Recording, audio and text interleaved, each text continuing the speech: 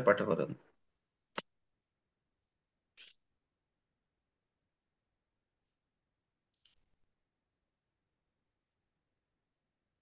हरे कृष्ण प्रभु जी दंडवत प्रणाम। संजय उवाच एवं मुक्ता तत राजन् महाजोगेश्वर हरि दर्शयामास पार्थाय परमं रूपमहेश्वरम्। ଏଇଟା संजय ପଢିଲେ ଆପଣ? कहले हे राजन एहीपरि कही महाजोगेश्वर परम पुरुष भगवान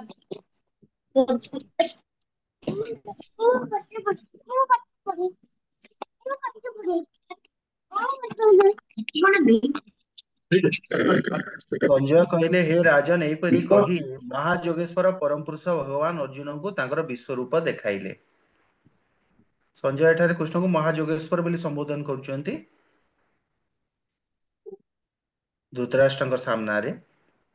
ଆଉ ଧୃତରାଷ୍ଟ୍ର ଏସବୁ ଶୁଣିକି ତାଙ୍କର ପୁତ୍ର ମାନଙ୍କର ପରାଜୟ ନିଶ୍ଚିତ ହେବ ବୋଲି ଦୃଢ ହେଇଯାଇଛନ୍ତି। ଯାହା ସାଙ୍ଗରେ ମହାଯୋଗେଶ୍ୱର ଭଗବାନ ଶ୍ରୀକୃଷ୍ଣ ଅଛନ୍ତି ତ ସେ ତ ମାନେ ସଞ୍ଜୟ ଏଇଟା ଦେଖୁଛନ୍ତି। ଏଇ ଯୋଉ 9 ନମ୍ବର ଶ୍ଲୋକରୁ ଏଇଟା ଏବେ ଆମେ କାଲି କଣ ଡିସ୍କସ କରିଥିଲେ କେତେରୁ କେତେ ଶ୍ଲୋକ ପର୍ଯ୍ୟନ୍ତ ସଞ୍ଜୟଙ୍କର ଥିଲା?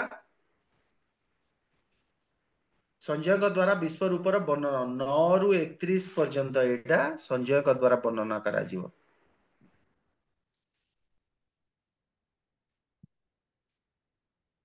ଶ୍ଲୋକ 10 11 ପାଠ କରନ୍ତୁ, ଏକା ସାଙ୍ଗରେ ଅଛି। हरे कृष्ण प्रभु दंडवत प्रणाम। ଆଜ୍ଞା।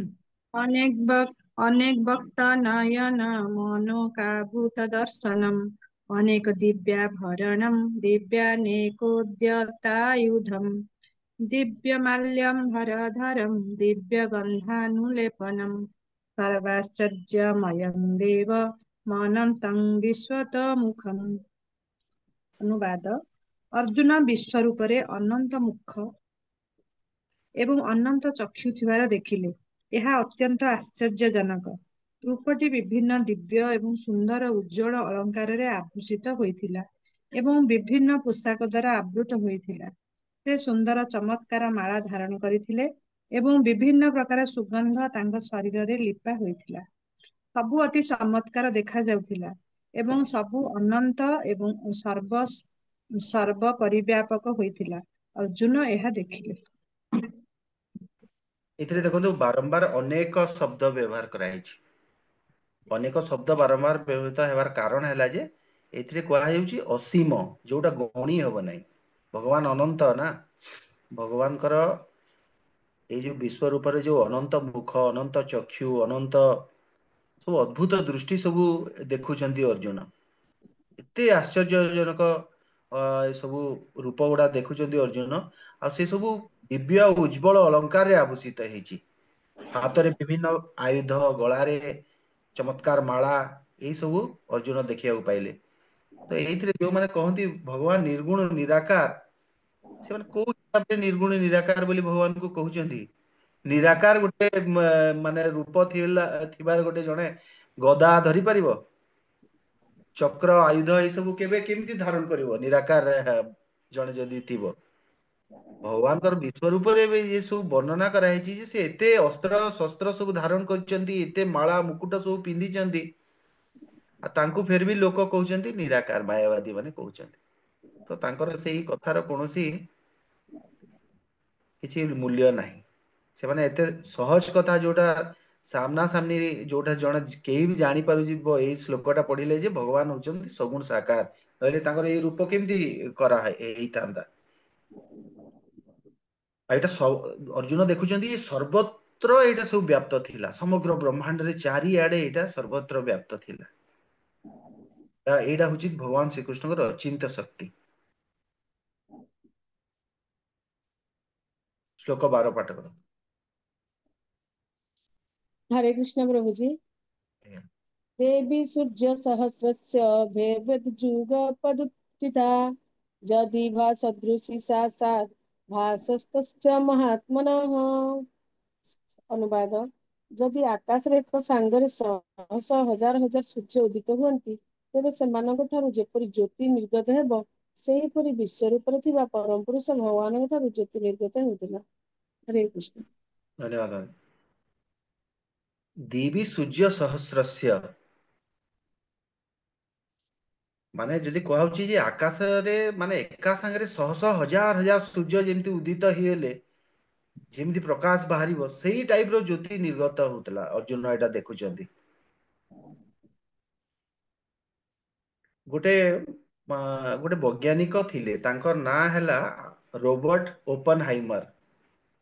ତାଙ୍କୁ କୁହାଯାଏ ଏଇ ଯୋଉ ପରମାଣୁ ବୋମ ର ଜନକ। ବୁଝିଲେ, ପରମାଣୁ ବୋମା ଯିଏ ବାହାର କରିଥିଲେ ନା, ଫାଦର ଅଫ ଏଟମିକ ବମ୍, ତାଙ୍କ ନାଁ ହଉଛି ରୋବର୍ଟ ଓପନ ହାଇମର।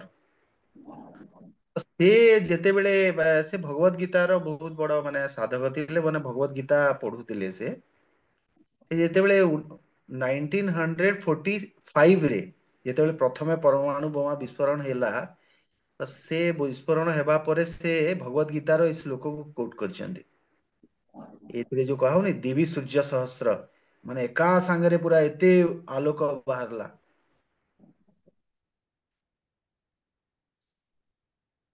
ପରମାଣୁ ବୋମା। ଶ୍ଲୋକ 13। हरे कृष्ण। श्लोक 13। तत्रैकस्थं जगत्कृष्णं प्रविभक्तमनेकधा अपश्य देवदेवस्य शरीरे पाण्डवस्थदा। ସେ ସମୟରେ ଅର୍ଜୁନ ଦେଖିଲେ, ଯଦିଓ ଜଗତ ହଜାର ହଜାର ଭାଗରେ ବିଭକ୍ତ ହୋଇଅଛି, ତଥାପି ଏକ ସ୍ଥାନରେ ଅର୍ଥାତ୍ ଭଗବାନଙ୍କର ବିଶ୍ୱ ରୂପରେ ତାହା ଅନନ୍ତ ବିସ୍ତୃତି ଲାଭ କରିଛି। ହରେ କୃଷ୍ଣ। ଧନ୍ୟବାଦ ମାତାଜୀ। ତତ୍ର ଶବ୍ଦ ଏଠି କଣ ଇଙ୍ଗିତ କରୁଛି? ଭାବାର୍ଥରେ ଶିଳ ପ୍ରପାତର ଭାବତରେ ଲେଖା ହେଇଛି, ଏଥିରୁ ସୂଚିତ ହେଉଛି ଯେ ଉଭୟ ଶ୍ରୀକୃଷ୍ଣ ଓ ଅର୍ଜୁନ ରଥରେ ବସିଥିଲା ବେଳେ ଅର୍ଜୁନ ବିଶ୍ୱରୂପ ଦେଖିଲେ। ଯୁଦ୍ଧ କ୍ଷେତ୍ରରେ ଥିବା ଅନ୍ୟମାନେ ସେ ରୂପ ଦେଖି ପାରିନଥିଲେ, କାରଣ ଶ୍ରୀକୃଷ୍ଣ ଅର୍ଜୁନକୁ ସେ ରୂପ ଦେଖିବାକୁ ଦିବ୍ୟ ଦୃଷ୍ଟି ଦେଇଥିଲେ। କୃଷ୍ଣଙ୍କ ଶରୀରରେ ଅର୍ଜୁନ ହଜାର ହଜାର ବ୍ରହ୍ମାଣ୍ଡ ଦେଖିବାକୁ ପାଇଲେ। ବୈଦିକ ସାହିତ୍ୟରୁ ଆମେ ଜାଣିଛେ ଯେ ଅନେକ ବ୍ରହ୍ମାଣ୍ଡ, ଅନେକ ଗ୍ରହ, ଭୁବନ ବା ଲୋକ ଅଛନ୍ତି। ତନ୍ମଧ୍ୟରୁ କେତେକ ମାଟିରେ ତିଆରି, କେତେକ ସୁନାରେ ତିଆରି, କେତେକ ମଣିମୁକ୍ତାରେ ତିଆରି, କେତେକ ଖୁବ ବଡ ଓ କେତେକ ଏତେ ବଡ ନୁହନ୍ତି। ଏହିପରି ଅନେକ ପ୍ରକାର ବ୍ରହ୍ମାଣ୍ଡ ସବୁ ରଥରେ ବସି ଅର୍ଜୁନ ଏ ବ୍ରହ୍ମାଣ୍ଡ ଦେଖି ପାରୁଛନ୍ତି। ଏଥିରୁ କଣ ମାନେ ବୁଝା ପଡୁଛି? ଯେ କୃଷ୍ଣ ଓ ଅର୍ଜୁନ ସେଠାରେ ଭଗବାନ ତାଙ୍କୁ ଏମିତି ଶକ୍ତି ଦେଇଛନ୍ତି ଯେ ସେ ଗୋଟେ ଜାଗାରେ ବସିକି ସେ ଅନେକ ଗୁଡା ବ୍ରହ୍ମାଣ୍ଡ ଦେଖି ପାରୁଛନ୍ତି। ଆମେ ସାଧାରଣ ଦୃଷ୍ଟିରେ କଣ, ଆମେ ମାତ୍ର 100 ମିଟରରେ କଣ ରହିଛି ସେଇଟା ଆମେ ଦେଖିପାରୁନେ, କିନ୍ତୁ ଅର୍ଜୁନ କଣ ଦେଖୁଛନ୍ତି? ବିବିଧତା ଦେଖୁଛନ୍ତି। ବିବିଧତା ମାନେ କଣ? ଅଲଗା ଅଲଗା ବିଭାଜନ ବ୍ରହ୍ମାଣ୍ଡର, ମାନେ କଣ ବିବିଧତା ବ୍ରହ୍ମାଣ୍ଡରେ? କୋଉଠି ସେ ଦେଖୁଛନ୍ତି ସ୍ଵର୍ଗ ଅଛି, କୋଉଠି ଜଳ, ସ୍ଥଳ, ପାତାଳ, ବିଭିନ୍ନ ବ୍ରହ୍ମାଣ୍ଡ ତାଙ୍କୁ ଗୋଟେ ଜାଗାରେ ଦେଖିବାକୁ ମିଳୁଛି। ଏଇ ବିବିଧତା ଲେଖା ହେଇଛି। ଏଇଥିରେ କଣ ଲେଖା ହେଇଛି ଦେଖନ୍ତୁ। ତତ୍ରେକସ୍ତଂ ଜଗତ୍କୃଷ୍ୟଂ ପ୍ରବିଭକ୍ତ ମନେ କଥା। ସେ ସମୟରେ ଅର୍ଜୁନ ଦେଖିଲେ, ଯଦିଓ ହଜାର ହଜାର ଭାଗରେ ବିଭକ୍ତ ହେଉଛି, ତଥାପି ଏକ ସ୍ଥାନରେ ଅର୍ଥାତ୍ ଭଗବାନଙ୍କ ବିଶ୍ୱ ରୂପରେ ତାହା ଅନନ୍ତ ବିସ୍ତୃତି ଲାଭ କରିଛି। ପ୍ରତ୍ୟେକ ମାନେ ବ୍ରହ୍ମାଣ୍ଡର ସ୍ୱର୍ଗ, ପାତାଳ, ଜନ, ତପ, ମହର ଲୋକ ସବୁ ଏକା ସାଙ୍ଗରେ ଅର୍ଜୁନ ଗୋଟେ ଜାଗାରେ ତାର ବିବିଧତା ଦେଖିବାକୁ ପାଇଛନ୍ତି। ଆଉ ଏଇ ଶକ୍ତି ଟା କିଏ ଦେଇଛନ୍ତି? ଏଇଟା ଭଗବାନ କୃଷ୍ଣ ଅର୍ଜୁନଙ୍କୁ ଦେଇଛନ୍ତି। ଆଉ ସେଇଠି ଆଉ କେତେ ଲୋକ ଥିଲେ? କେତେ ଅକ୍ଷୌଣୀ ସେନା ସମସ୍ତେ ଏଇଠି ଥିଲେ, କିନ୍ତୁ ସେଇଟା କାହାକୁ ଦେଖା ଯାଉନଥିଲେ। କେବଳ ଏଇଟା ଅର୍ଜୁନ ଦେଖିପାରୁଥିଲେ। ଶ୍ଲୋକ ନମ୍ବର। ହରେ କୃଷ୍ଣ ପ୍ରଭୁଜୀ। ସଞ୍ଜୟ ବି ଦେଖୁଥିଲେ, ସଞ୍ଜୟଙ୍କୁ ଦିଆ ହେଇଛି ଦିବ୍ୟ ଦୃଷ୍ଟି। ହଁ, ସେଇ ଜାଗାରେ ମୁଁ କହିଲି, ସେଇ ହଁ ହଁ ଜାଗାରେ ଆଜ୍ଞା ଯୋଉ ସଞ୍ଜ ସେଇ ଜାଗାରେ ଆଚ୍ଛା ନ, ଆଉ ବହୁତ ଲୋକ ଦେଖିଛନ୍ତି, ସେଟା ଆଗ ଶ୍ଲୋକରେ ଆସିବ। ଅଲଗା ଅଲଗା ଯୋଉ ସ୍ୱର୍ଗ ଲୋକଠୁ ଉପରେ ଯେତେ ଲୋକ ସବୁ ଅଛନ୍ତି, ଦେବତା ମାନେ, ଋଷି ମାନେ, ଏଇମାନେ ବି ଦେଖିଛନ୍ତି। ସେଇଟା ଆଗ ଶ୍ଲୋକରେ ଆସିବ, ସେଇଟା ଆମେ ଡିସକସ କରିବା। ଆଜ୍ଞା। ଶ୍ଲୋକ ସ୍ୱଳ୍ପ ଚତୁର୍ଥ। ଚଉଦ।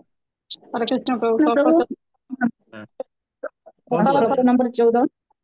ହୁଁ। ପଢୁଛନ୍ତି ମା? ଠିକ ଅଛି, ପଢନ୍ତୁ। ତତଃ ସ ବିସ୍ମୟାବିଷ୍ଟୋ ହୃଷ୍ଟୋ ରୋମା ଧନଞ୍ଜୟ ପ୍ରଣମ୍ୟ ଶିରସା ଦେବଂ କୃତାଞ୍ଜଳିଜ କୃତାଞ୍ଜଳିର ଭାଷିତ। ଅନୁବାଦ ତତ୍ପରେ ଅର୍ଜୁନ ଅତ୍ୟାଶ୍ଚର୍ଯ୍ୟ ହୋଇ ଭାବ ବିହ୍ୱଳ ହୋଇ ପଡ଼ିଲେ ଏବଂ ତାଙ୍କ ଶରୀରରେ ରୋମାଞ୍ଚ ଜାତ ହେଲା। ପରମ ପୁରୁଷ ଭଗବାନଙ୍କୁ ସେ ପ୍ରଣାମ ଜଣାଇ ଦୃଢ଼ହସ୍ତ ହୋଇ କହିବାକୁ ଲାଗିଲେ, ହରେ କୃଷ୍ଣ। ଏଥିରେ ଭଗବାନ ଅର୍ଜୁନଙ୍କୁ ଧନଞ୍ଜୟ ବୋଲି କହିଛନ୍ତି, ବୁଝିପାରିଲେ? ଧନଞ୍ଜୟ ମାନେ ଯିଏ ଧନକୁ ଜୟ କରିଛି। ଏଥିରେ କାହିଁକି ଧନଞ୍ଜୟ କହିଛନ୍ତି ଯେ ଆଜି ଅର୍ଜୁନ କେବଳ ସାଂସାରିକ ଧନକୁ ଜିତି ନାହାନ୍ତି, ଭଗବାନଙ୍କର ଏ ବିଶ୍ୱରୂପ ଦର୍ଶନ ରୂପକ ଯୋଉ ଧନଟା ସେଇଟା ବି ଆଜି ଅର୍ଜୁନ ପାଇଯାଇଛନ୍ତି। ସେଥିପାଇଁ ଧନଞ୍ଜୟ ସମ୍ବୋଧନ କରାଯାଇଛି। ଆଉ ଏଇ ଯୋଉ ରୂପ ଯୋଉ ଦେଖିକିରି ଭଗବାନଙ୍କର ଏଇ ବିଶ୍ୱ ରୂପକୁ ଦେଖିକି ଅର୍ଜୁନ ପୁରା ବିସ୍ମୟ ଚକିତ, ଆଶ୍ଚର୍ଯ୍ୟ ଚକିତ ହେଇ ପଡିଛନ୍ତି। ଆଉ ଏଇଟା ହେବା ଦ୍ୱାରା ତାଙ୍କର କଣ ହେଇଛି, ରୋମାଞ୍ଚିତ ଯାଇକିରି ଭଗବାନଙ୍କୁ ପ୍ରଣାମ କରିଛନ୍ତି। ପ୍ରଣାମ କରି ଏଇଟା ଯୋଉ ରୋମାଞ୍ଚ ହେଇଯିବାଟା କଣ କୁହାଯାଉଛି, ଅଦ୍ଭୁତ ରସ। କେତେଟା ରସ ଥାଏ କହିଲେ, ଆପଣ ଜାଣିଛନ୍ତି କେତେଟା ରସ ଥାଏ? କିଏ 6ଟା କହିପାରିବେ ରସ କହିଲେ? ଥାଏ ପ୍ରଭୁଜୀ, 5ଟା 6ଟା ରସ। 5ଟା ପାଞ୍ଚ- 5ଟା ପାଞ୍ଚଟା। ରସ। ଶାନ୍ତ ରସ, ଦାସ୍ୟ ରସ, ସାକ୍ଷ୍ୟ ରସ, ହଁ, ବାତ୍ସଲ୍ୟ ରସ, ମାଧୁର୍ଯ୍ୟ ରସ, ପାଞ୍ଚଟା। ଏ 5ଟା। ଏ ମୁ- ଏଇ ମୁଖ୍ୟ 5ଟା ରସ ଛାଡିକି ଆହୁରି 7ଟା ରସ ଅଛି, ଗୌଣ ରସ ଅଛି। ସେଇଟା ଭକ୍ତି ରସାମୃତ ସିନ୍ଧୁରେ ଆପଣ ପଢିବେ, ବୁଝିପାରିଲେ? ପ୍ରଥମ ତ ଆପଣ କହିଲେ ଶାନ୍ତ, ଦାସ୍ୟ, ସାକ୍ଷ୍ୟ, ବାତ୍ସଲ୍ୟ। ବାତ୍ସଲ୍ୟ ଆଉ ମାଧୁର୍ଯ୍ୟ। ଠିକ ଅଛି। ଆଉ କଣ କଣ ଏଇଟା ରହିଲା? ସେଟା ରହିଲା ଆପଣଙ୍କର ହାସ୍ୟ ରସ, କାରୁଣ୍ୟ ରସ, ଭୟ, ବୀରତ୍ବ, ବିଭତ୍ସ, ରୁଦ୍ର, ଆଉ ଗୋଟେ ହେଲା ଆଶ୍ଚର୍ଯ୍ୟ, ମାନେ ଏଇ ଅଦ୍ଭୁତ ଭାବ ଯୋଉଟା ଏବେ ଅର୍ଜୁନ ଅଛି, ଯୋଉ ରସରେ ଏବେ ଅଛନ୍ତି। ପ୍ରଭୁଜୀ ଆମକୁ ଆଉଥରେ କୁହନ୍ତୁ, ନୋଟ କରୁଛୁ, ଠିକ ସେ ଶୁଣିପାରିଲୁ। ପ୍ରଥମ 5ଟା ଲେଖିଲେ, ପ୍ରଥମରୁ କହୁଛି ଶାନ୍ତ ରସ, ଆଜ୍ଞା ଦାସ୍ୟ, ଆଜ୍ଞା ସାକ୍ଷ୍ୟ, ଆଜ୍ଞା ବାତ୍ସଲ୍ୟ, ଆଜ୍ଞା ପ୍ରଭୁ, ମାଧୁର୍ଯ୍ୟ, ଆଜ୍ଞା ଏଇଟା ହେଲା, ଏଇଟା ଲେଖନ୍ତୁ ବ୍ରାକେଟରେ, ଏଇଟା ମୁଖ୍ୟ ରସ, ଏଇ 5ଟା। ତାପରେ ଲେଖନ୍ତୁ ଗୌଣ ରସ ଆଉ 7ଟା।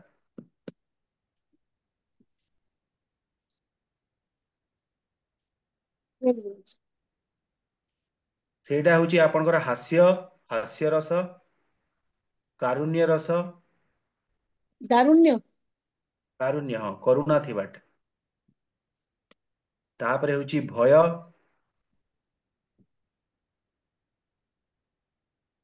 ବୀରତ୍ବ, ବୀରତ୍ବ, ହୁଁ, ତାପରେ ହଉଛି ବିଭତ୍ସ, ପ୍ରଭୁଜୀ କଣ ବିଭତ୍ସ୍ୟ? ବିଭତ୍ସ, ହଁ, ବିଭତ୍ସ ୟାର ରସ ମିନିଂ ମାନେ କଣ କୋଉଟା? ପ୍ରଭୁଜୀ?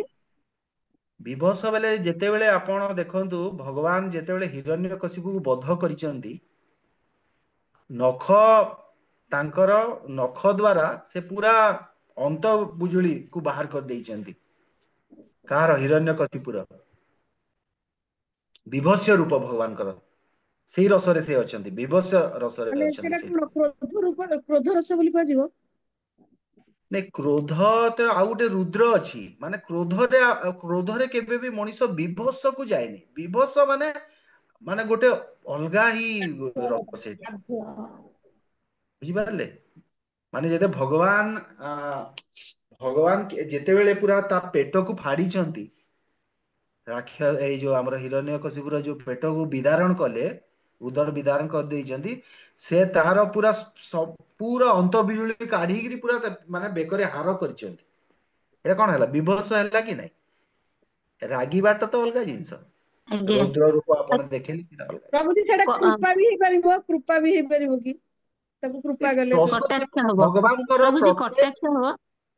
ଭଗବାନଙ୍କର ପ୍ରତ୍ୟେକ କାର୍ଯ୍ୟ କୃପା ଥାଏ। ଭଗବାନଙ୍କର ପ୍ରତ୍ୟେକ କାର୍ଯ୍ୟ, ବିଭତ୍ସରେ ବି କୃପା, ରୌଦ୍ର ରୂପରେ ବି କୃପା। ଭୟ ଯୋଉଟା କୁହାଗଲା, ଭୟ କେତେବେଳେ ଭଗବାନ କୋଉ ରସ୍ତରେ କେତେବେଳେ ଥିବେ? ଭଗବାନ କିମ୍ବା ଭକ୍ତ ମାନେ। ଭୟ ମାନେ କଣ? ଯେତେବେଳେ ସାତଙ୍କ ନେତ୍ରମ୍, ଯେତେବେଳେ ଯଶୋଦା ମା ବାଡି ନେଇକି ତାଙ୍କୁ ଛଡିରେ ମାରିବା ପାଇଁ ବାଡିରେ ଚାହିଁଛନ୍ତି ଯେ ଭଗବାନ କଣ ଭୟ ପାଇଯାଇଛନ୍ତି ତ ସେତେବେଳେ ସେ ଭୟର ସହ ଆସ୍ୱାଦନ କରୁଛନ୍ତି ସେଥିରେ ବି ଭଗବାନଙ୍କ କୃପା ଏ ଭଗବାନଙ୍କର ଏମିତି କୌଣସି ଜିନିଷ ନାହିଁ ଯୋଉଟା ଆପଣ ଖରାପ କହିପାରିବେ ସବୁଥିରେ ଭଗବାନଙ୍କ କୃପା ବୀରତ୍ବ ବୀରତ୍ବ ରସରେ ଭଗବାନ ମାନେ କୋଉ କାହାକୁ ଆନନ୍ଦ ଦେଇଥିଲେ ଯେତେବେଳେ ରାମାୟଣରେ କଣ ହେଇଛି ଯୋଉ ଟାଇମରେ ଭଗବାନ ରାମ ଯୁଦ୍ଧ କରୁଛନ୍ତି ତାଙ୍କର ଯୁଦ୍ଧ କଳାକୁ ଦେଖିକି ତାଙ୍କର ଭକ୍ତ ଅ, କଣ କହନ୍ତି ତାଙ୍କୁ ରିକ୍ଷରାଜ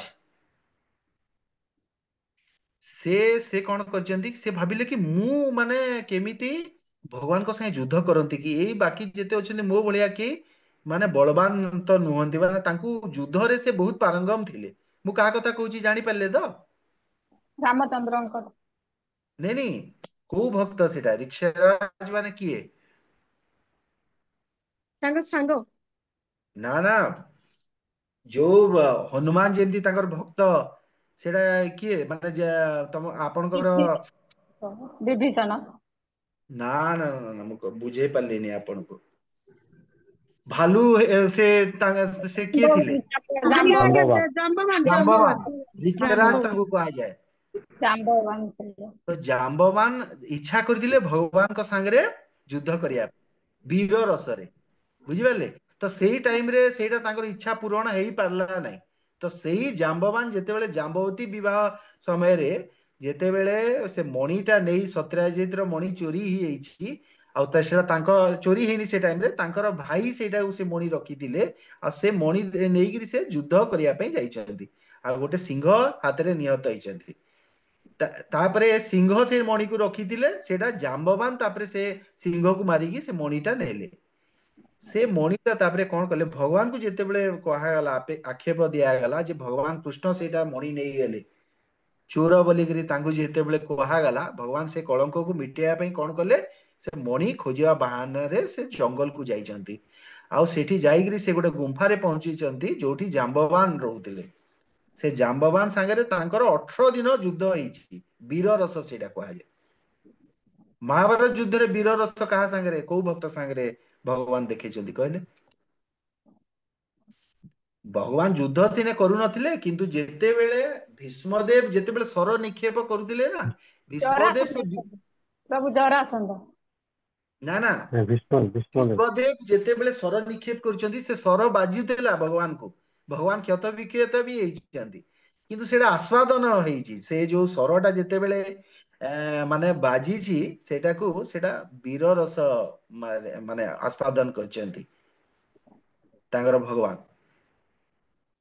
ବୁଝିପାରିଲେ ଏମିତି ବିଭିନ୍ନ ରସ ତାପରେ 11 ନମ୍ବରଟା ଲେଖିଲେ ଅଦ୍ଭୁତ ଭାବ ବା ଆଶ୍ଚର୍ଯ୍ୟ ରସ ତାପରେ ହଉଛି 12 ନମ୍ବର ହଉଛି ଆପଣଙ୍କର ରୌଦ୍ର ବା ଏମିତି 12ଟା ରସ ରହିଲା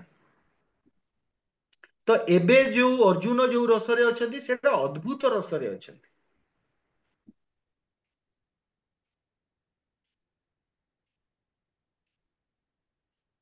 ଏଇଠି କଣ ଦେଖନ୍ତୁ ଏଇଠି ଯେତେବେଳେ ଭଗବାନ ପ୍ରଭୁ ଏଇଟା ଯେତେବେଳେ 11ଟା ରସ ହେଲା ପ୍ରଭୁ 11ଟା ରସ ହେଲା ଏଇ ଯୋଉ ପ୍ରଥମେ 5 ଏଇ ଯୋଉ ତାପରେ ଯୋଉ ଏଇଟା 6ଟା ହେଲା 6 ନମ୍ବରରେ କାରୁଣ୍ୟ ହାସ୍ୟ କାରୁଣ୍ୟ ଭୟ ବୀରତ୍ବ ବିଭତ୍ସ ଆଶ୍ଚର୍ଯ୍ୟ ରୌଦ୍ର ଆଉ ରୁଦ୍ର ଏ ଆଶ୍ଚର୍ଯ୍ୟଟା ହଉଛି ଅଦ୍ଭୁତ ଭାବ ଯୋଉଟା ଅର୍ଜୁନ ଅଛନ୍ତି ଆଶ୍ଚର୍ଯ୍ୟ ଚକିତ ହେଇ ପଡିଛନ୍ତି ଏଇ ରୂପଟା ଦେଖି ଦେଖନ୍ତୁ ଭଗବାନଙ୍କ ସାଙ୍ଗରେ ଯୋଉ ମାନେ ପାଣ୍ଡବ ମାନଙ୍କର ଯୋଉ ସମ୍ପର୍କଟା ଥିଲା ନା ସେଇଟା ମାନେ ଭକ୍ତ ଆଉ ଭଗବାନଙ୍କର ସମ୍ପର୍କ ସେଇଟା ଗୋଟେ ଅଲଗା ସମ୍ପର୍କ ଥିଲା ଭଗବାନ ତାଙ୍କର ସମ୍ବନ୍ଧୀ ଥିଲେ ଏଇ ନା ଅର୍ଜୁନ ସେଇଟା ଆଶ୍ଚର୍ଯ୍ୟ ଚକିତ ହେଇଯାଇଛନ୍ତି ଭଗବାନଙ୍କର ବିଶ୍ୱରୂପ ଦେଖି ଆରେ ବାପରେ ମୁଁ ଯାହା ମୋର ଏଇ ସଖା ଏତେ ବଡ ଲୋକ କହିଛନ୍ତି ନହେଲେ ଗୋଟେ ଦେଖନ୍ତୁ ଗୋଟେ ଶ୍ଲୋକ ଅଛି ଶ୍ରୀମଦ୍ ଭାଗବତମ ର 10ମ ସ୍କନ୍ଧ 58 ଅଧ୍ୟାୟର 4 ନମ୍ବର ଶ୍ଲୋକ ଅଛି ଯୁଧିଷ୍ଠିରସ୍ୟ ଭୀମସ୍ୟ କୃତ୍ବା ପାଦବିବନ୍ଦନମ୍ ଯୁଧିଷ୍ଠିର ଆଉ ଭୀମଙ୍କୁ ପାଦ ବନ୍ଦନ କରୁଥିଲେ ଭଗବାନ ଶ୍ରୀକୃଷ୍ଣ ଯେତେବେଳେ ତାଙ୍କ ସାଙ୍ଗେ ଭେଟୁଥିଲେ ତାପରେ କଣ ଦେଖନ୍ତୁ ଫାଲଗୁନ ପରିରଭ୍ୟଥ ଅର୍ଜୁନଙ୍କୁ ଆଲିଙ୍ଗନ କରୁଥିଲେ ଆଉ ୟମାଭ୍ୟାମ ଧା ବି ବନ୍ଦିତ ଆଉ ସହଦେବ ଆଉ ନକୁଳ ଆଉ ସହଦେବ ଭଗବାନଙ୍କୁ ପ୍ରଣାମ ଜଣାଉଥିଲେ କାହିଁକି ସେମାନେ ଛୋଟ ଥିଲେ। ତ କିଏ ତାଙ୍କର ମାନେ ସମବୟସ୍କ ହେଇକିରି ଯାହା ସାଙ୍ଗରେ ଆଲିଙ୍ଗନ କରୁଥିଲେ ସେଇଟା ହଉଛନ୍ତି ଅର୍ଜୁନ, ତାଙ୍କର ସେଥିପାଇଁ ସେ ସଖା। ତ ଏଇ ଯୋଉ ରିଲେସନ ଟା ଥିଲା ଏବେ ଏଇଟା ଦେଖିକିରି ସେ ଅଦ୍ଭୁତ ରସକୁ ପଳେଇଛନ୍ତି। ଶ୍ଲୋକ 15 ଯିବା ଏଇନା। हरे कृष्ण ଦେଖନ୍ତୁ प्रभु।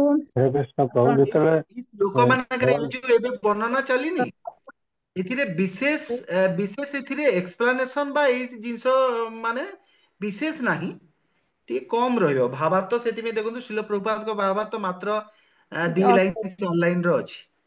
ଠିକ ଅଛି, हरे कृष्ण प्रभु।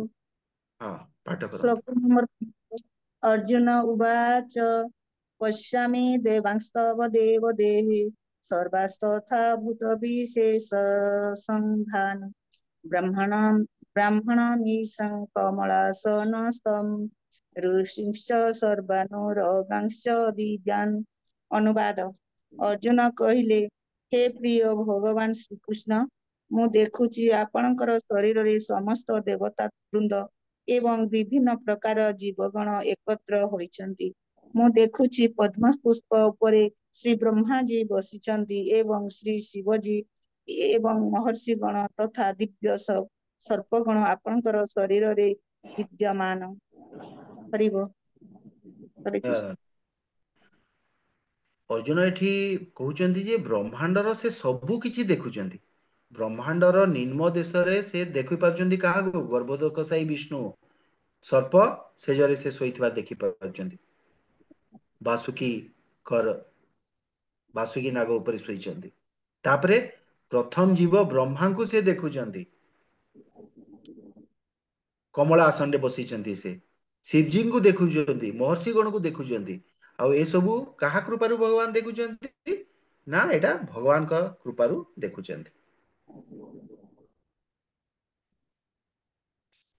ଏତିକି ଅଛି 15ରେ। 16କୁ ପାଠ କରନ୍ତୁ।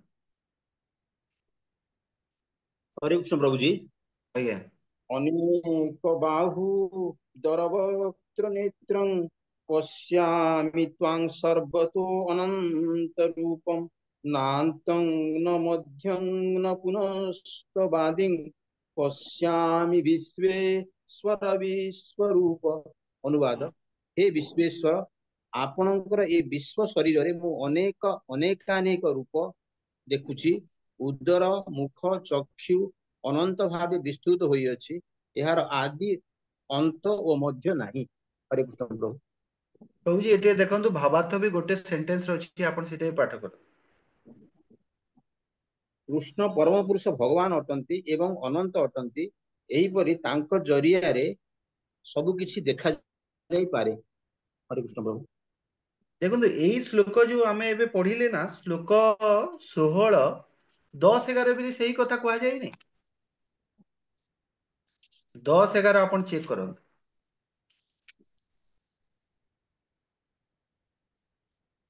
ଅନେକ ବକ୍ତ୍ରଂ ନୟନଂ ଅନେକ ଅଦ୍ଭୁତ ଦର୍ଶନಂ ଅନେକ ଦିବ୍ୟ ଆବରଣ ଦିବ୍ୟ ଅନେକ ଉଦ୍ୟତ ଆୟୁଧମ୍ ଦିବ୍ୟ ମାଲ୍ୟାମ୍ବରମ୍ ଧରମ୍ ଦିବ୍ୟ ଗନ୍ଧାନୁଲେପନମ୍ ସର୍ବାଶ୍ଚର୍ଯ୍ୟମୟ ଦେବନ୍ତମ୍ ବିଶ୍ୱସ୍ତ ମୁଖ।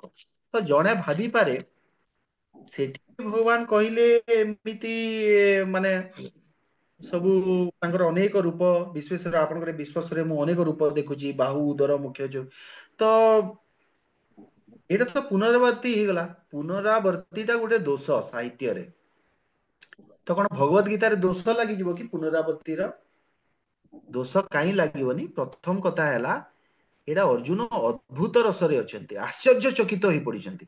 ଯେତେବେଳେ ଗୋଟେ ବ୍ୟକ୍ତି ଆଶ୍ଚର୍ଯ୍ୟ ହେଇଯାଏ ଗୋଟେ କଥାକୁ ବାରମ୍ବାର କହେ। ଆଉ ଦୋଷ ନ ଲାଗିବାର ଆଉ ଗୋଟେ କାରଣ, ସବୁଠାରୁ ଇମ୍ପୋର୍ଟାଣ୍ଟ କାରଣ ହେଲା ଭଗବାନଙ୍କର କଥା ଆପଣ ପୁନରାବୃତ୍ତି କଲେ ବି ସେଥିରେ ଦୋଷ ନାହିଁ। ଆଉ ବି ଗୋଟେ ଶ୍ଲୋକ ଏମିତି ଅଛି ସେଟା ପୁନରାବର୍ତ୍ତି ହବ। ତାର କାରଣ ହିଁ ଏଇଟା ହଉଛି ସେଟା ଅଦ୍ଭୁତ ରସରେ ଅଛନ୍ତି, ସେ ଆଶ୍ଚର୍ଯ୍ୟ ହେଇ ପଡିଛନ୍ତି ଏଇ ରୂପ ଦେଖିଲେ। ଏଇଟା ପ୍ରଭୁ ସଞ୍ଜୟ କହିଛନ୍ତି, କିନ୍ତୁ ଏଇଟା ଅର୍ଜୁନ କହିଛନ୍ତି। କଣ କଣ? ଏଇଟା 10, 11ଟା ସଞ୍ଜୟ କହିଛନ୍ତି। ହଁ ହଁ ଯିଏ ବି କହିଥାନ୍ତୁ, କିନ୍ତୁ ସେଟା ରିପିଟ ହେଇଗଲା, ବୁଝିପାରିଲେ କି ନାଇଁ?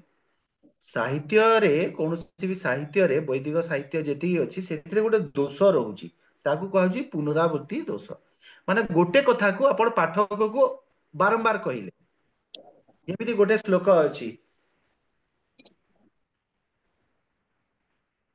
हरे नाम हरे नामेव केवलम कलौ नास्तेव नास्तेव नास्तेव गतिरनथ नाही नाही नाही थरे नाही कहले भी तो हुअंता किंतु सेई तार जो माने कली जुगरे नामर कौन महात्म्य सेटा केते महात्म्य जे सेटा तीन थर कहा जाइछि नाही नाही नाही अलगा गति नाही हरे नामेव केवलम अलगा गति नाही नाही नाही बोली तीन थर कहले एटा एटा को पुनरावर्ती हेले भी जेहेतु भगवान कर हरिनाम रो महात्म्य कथा कहला सेति में श्लोक रे दोष रहइबो नाही बुझिबाले आपण ए जो श्लोक रो दोष कथा आउ गोटे कोटू जानि परिबे एटा आपण चैतन्य चरितामृत रे जेतेबेले केशव काश्मीर पंडित से कौन कला चैतन्य महाप्रभु को चैलेंज करिछि कि मु होची सबुठु बड़ पंडित मते मोटू हारी गेले तमे मोर दासत्व स्वीकार करिवो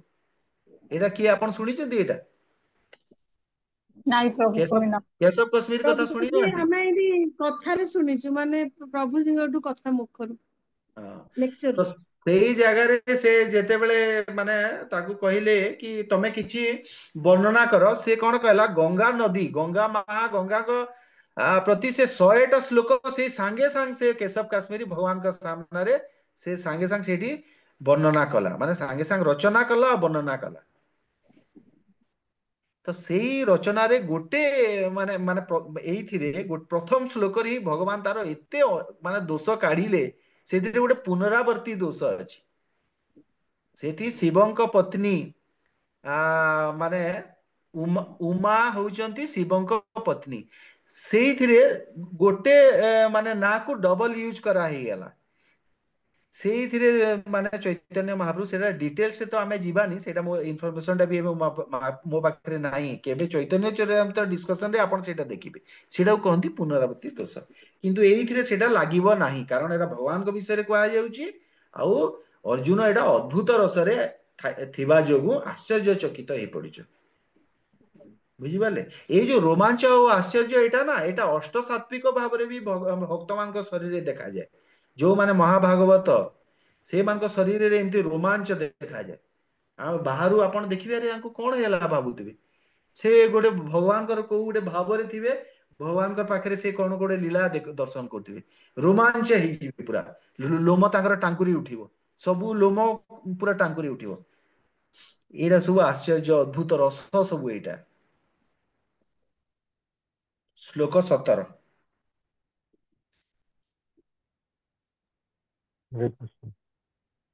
श्लोक 17 किरीटनं गदिनं चक्रिणं च यजोराशिं सर्वतो दीप्तिमन्तम् पश्यामि त्वं दुर्निरेकं समन्तात् दीप्तिनलाङ्क द्युतिम प्रमेयम् धनुर्वाद विभिन्न प्रकार मकुट गदा एवं चक्र सह शोभित ଆପଣଙ୍କ ରୂପକୁ ଚାହିଁବା କଷ୍ଟ କାରଣ ଏଥିରୁ ଅତି ଉଜ୍ଜଳ ଜ୍ୟୋତି ନିର୍ଗତ ହେଉଅଛି ଏହା ସୂର୍ଯ୍ୟଙ୍କ ପରି ଅତ୍ୟନ୍ତ ପ୍ରଦୀପ୍ତ ଏବଂ ଅକଳନୀୟ ଅଟେ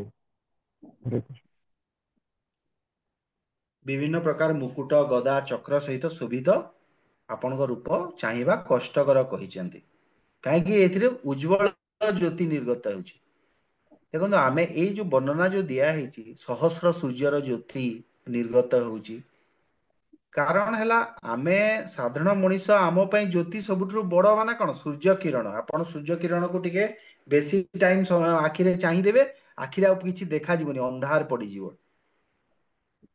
ତ ଏମିତି ସହସ୍ର ସୂର୍ଯ୍ୟଙ୍କର ଜ୍ୟୋତି ଭଗବାନଙ୍କ ଶରୀରରୁ ନିର୍ଗତ ହଉଛି ଯୋଉଟା କି କଣ ମାନେ ଏତେ ତାର ଏଇଟା ଯେ ସେଇଟା ଅକଳନୀୟ ଅଟେ ଅବର୍ଣ୍ଣନୀୟ ଅଟେ ବୋଲି ଏଇଠି କହୁଛନ୍ତି ଠିକ ଅଛି ଶ୍ଲୋକ 18 ତମକ୍ଷରଂ ପରମଂ ବେଦିତ୍ୟବଂ ତମସ୍ୟ ବିଶ୍ୱାସଂ ପରଂ ନିଧାମଂ ତମବ୍ୟୟ ଶାଶ୍ୱତ ଧର୍ମଗୁପ୍ତା ସନାତନଂ ପୁରୁଷୋ ମତୋ ମେ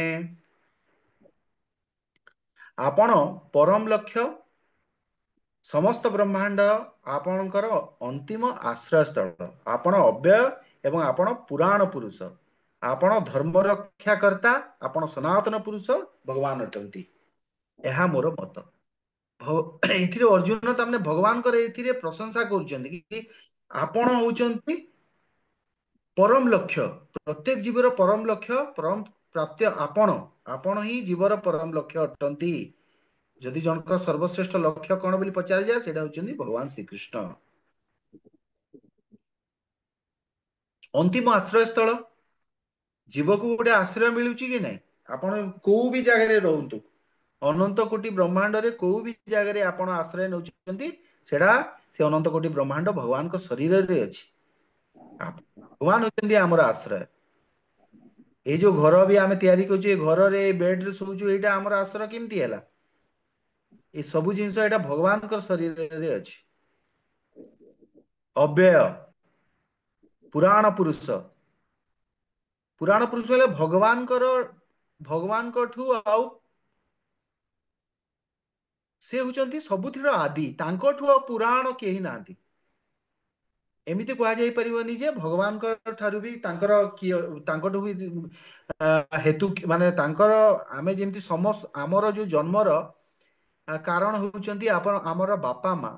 सेमति आपण जीवे जीवे लास्ट को ब्रह्मा को पाखु जाईगी शेष को जेतेबेले आपण भगवान श्री कृष्ण को पाखु पहुंचीबे सेतेबेले आउ तांकर कारण केही नांती। से सबुठारु बड़ से पुराण पुरुष तांको पुराणा केही नांती। एटा कहला से सिना गोटे माने लीला करिया पई भक्त को संतुष्ट करिया पई आनंद देया पई से मां बापा स्वीकार करछन्ती, किंतु तांकर केही भगवान को केही सृष्टि करनांती। पुराण पुरुष से होउछन्ति सनातन धर्मर रक्षाकर्ता बोली कहउछन्ति। एटा अर्जुन तांकर मत पोषण करछन्ति। बुझिले? 19 नंबर हरे अनादि कृष्ण। मध्य पढ़िबे आपण?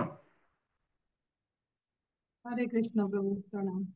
अनादिमध्यन्तमनन्तवीर्यम् अनन्तबाहुं शशिसूर्यनेत्रम् पश्यामि तं दीप्तहुताशवक्त्रं सुतेजसा विश्वमिदं तपन्तम्।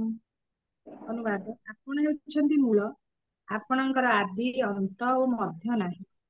ଆପଣଙ୍କର ଅନନ୍ତ ବାହୁ ଅଛି ଏବଂ ଚନ୍ଦ୍ର ଓ ସୂର୍ଯ୍ୟ ଆପଣଙ୍କର ବିରାଟ ଅନନ୍ତ ଚକ୍ଷୁ ମଧ୍ୟରୁ ଦୁଇଟି ଅଟନ୍ତି।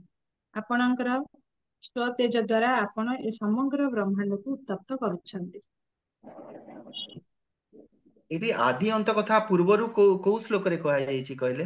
10 ନମ୍ବର ଅଧ୍ୟାୟର କୋଉ ଶ୍ଲୋକ ମନେ ପକାନ୍ତୁ? ବିଭୂତି ଯୋଗରେ କଣ ଭଗବାନ କହିଲେ? 20 ନମ୍ବର ଶ୍ଲୋକରେ କହିଲେ ଅହମ ଆତ୍ମା ଗୁଡାକେଶ ସର୍ବଭୂତାଶୟ ସ୍ଥିତ ଅହମ ଆଦିଶ୍ୟ ମଧ୍ୟଂ ଚ ଭୂତ ନାମନ୍ତ ଏବଚ।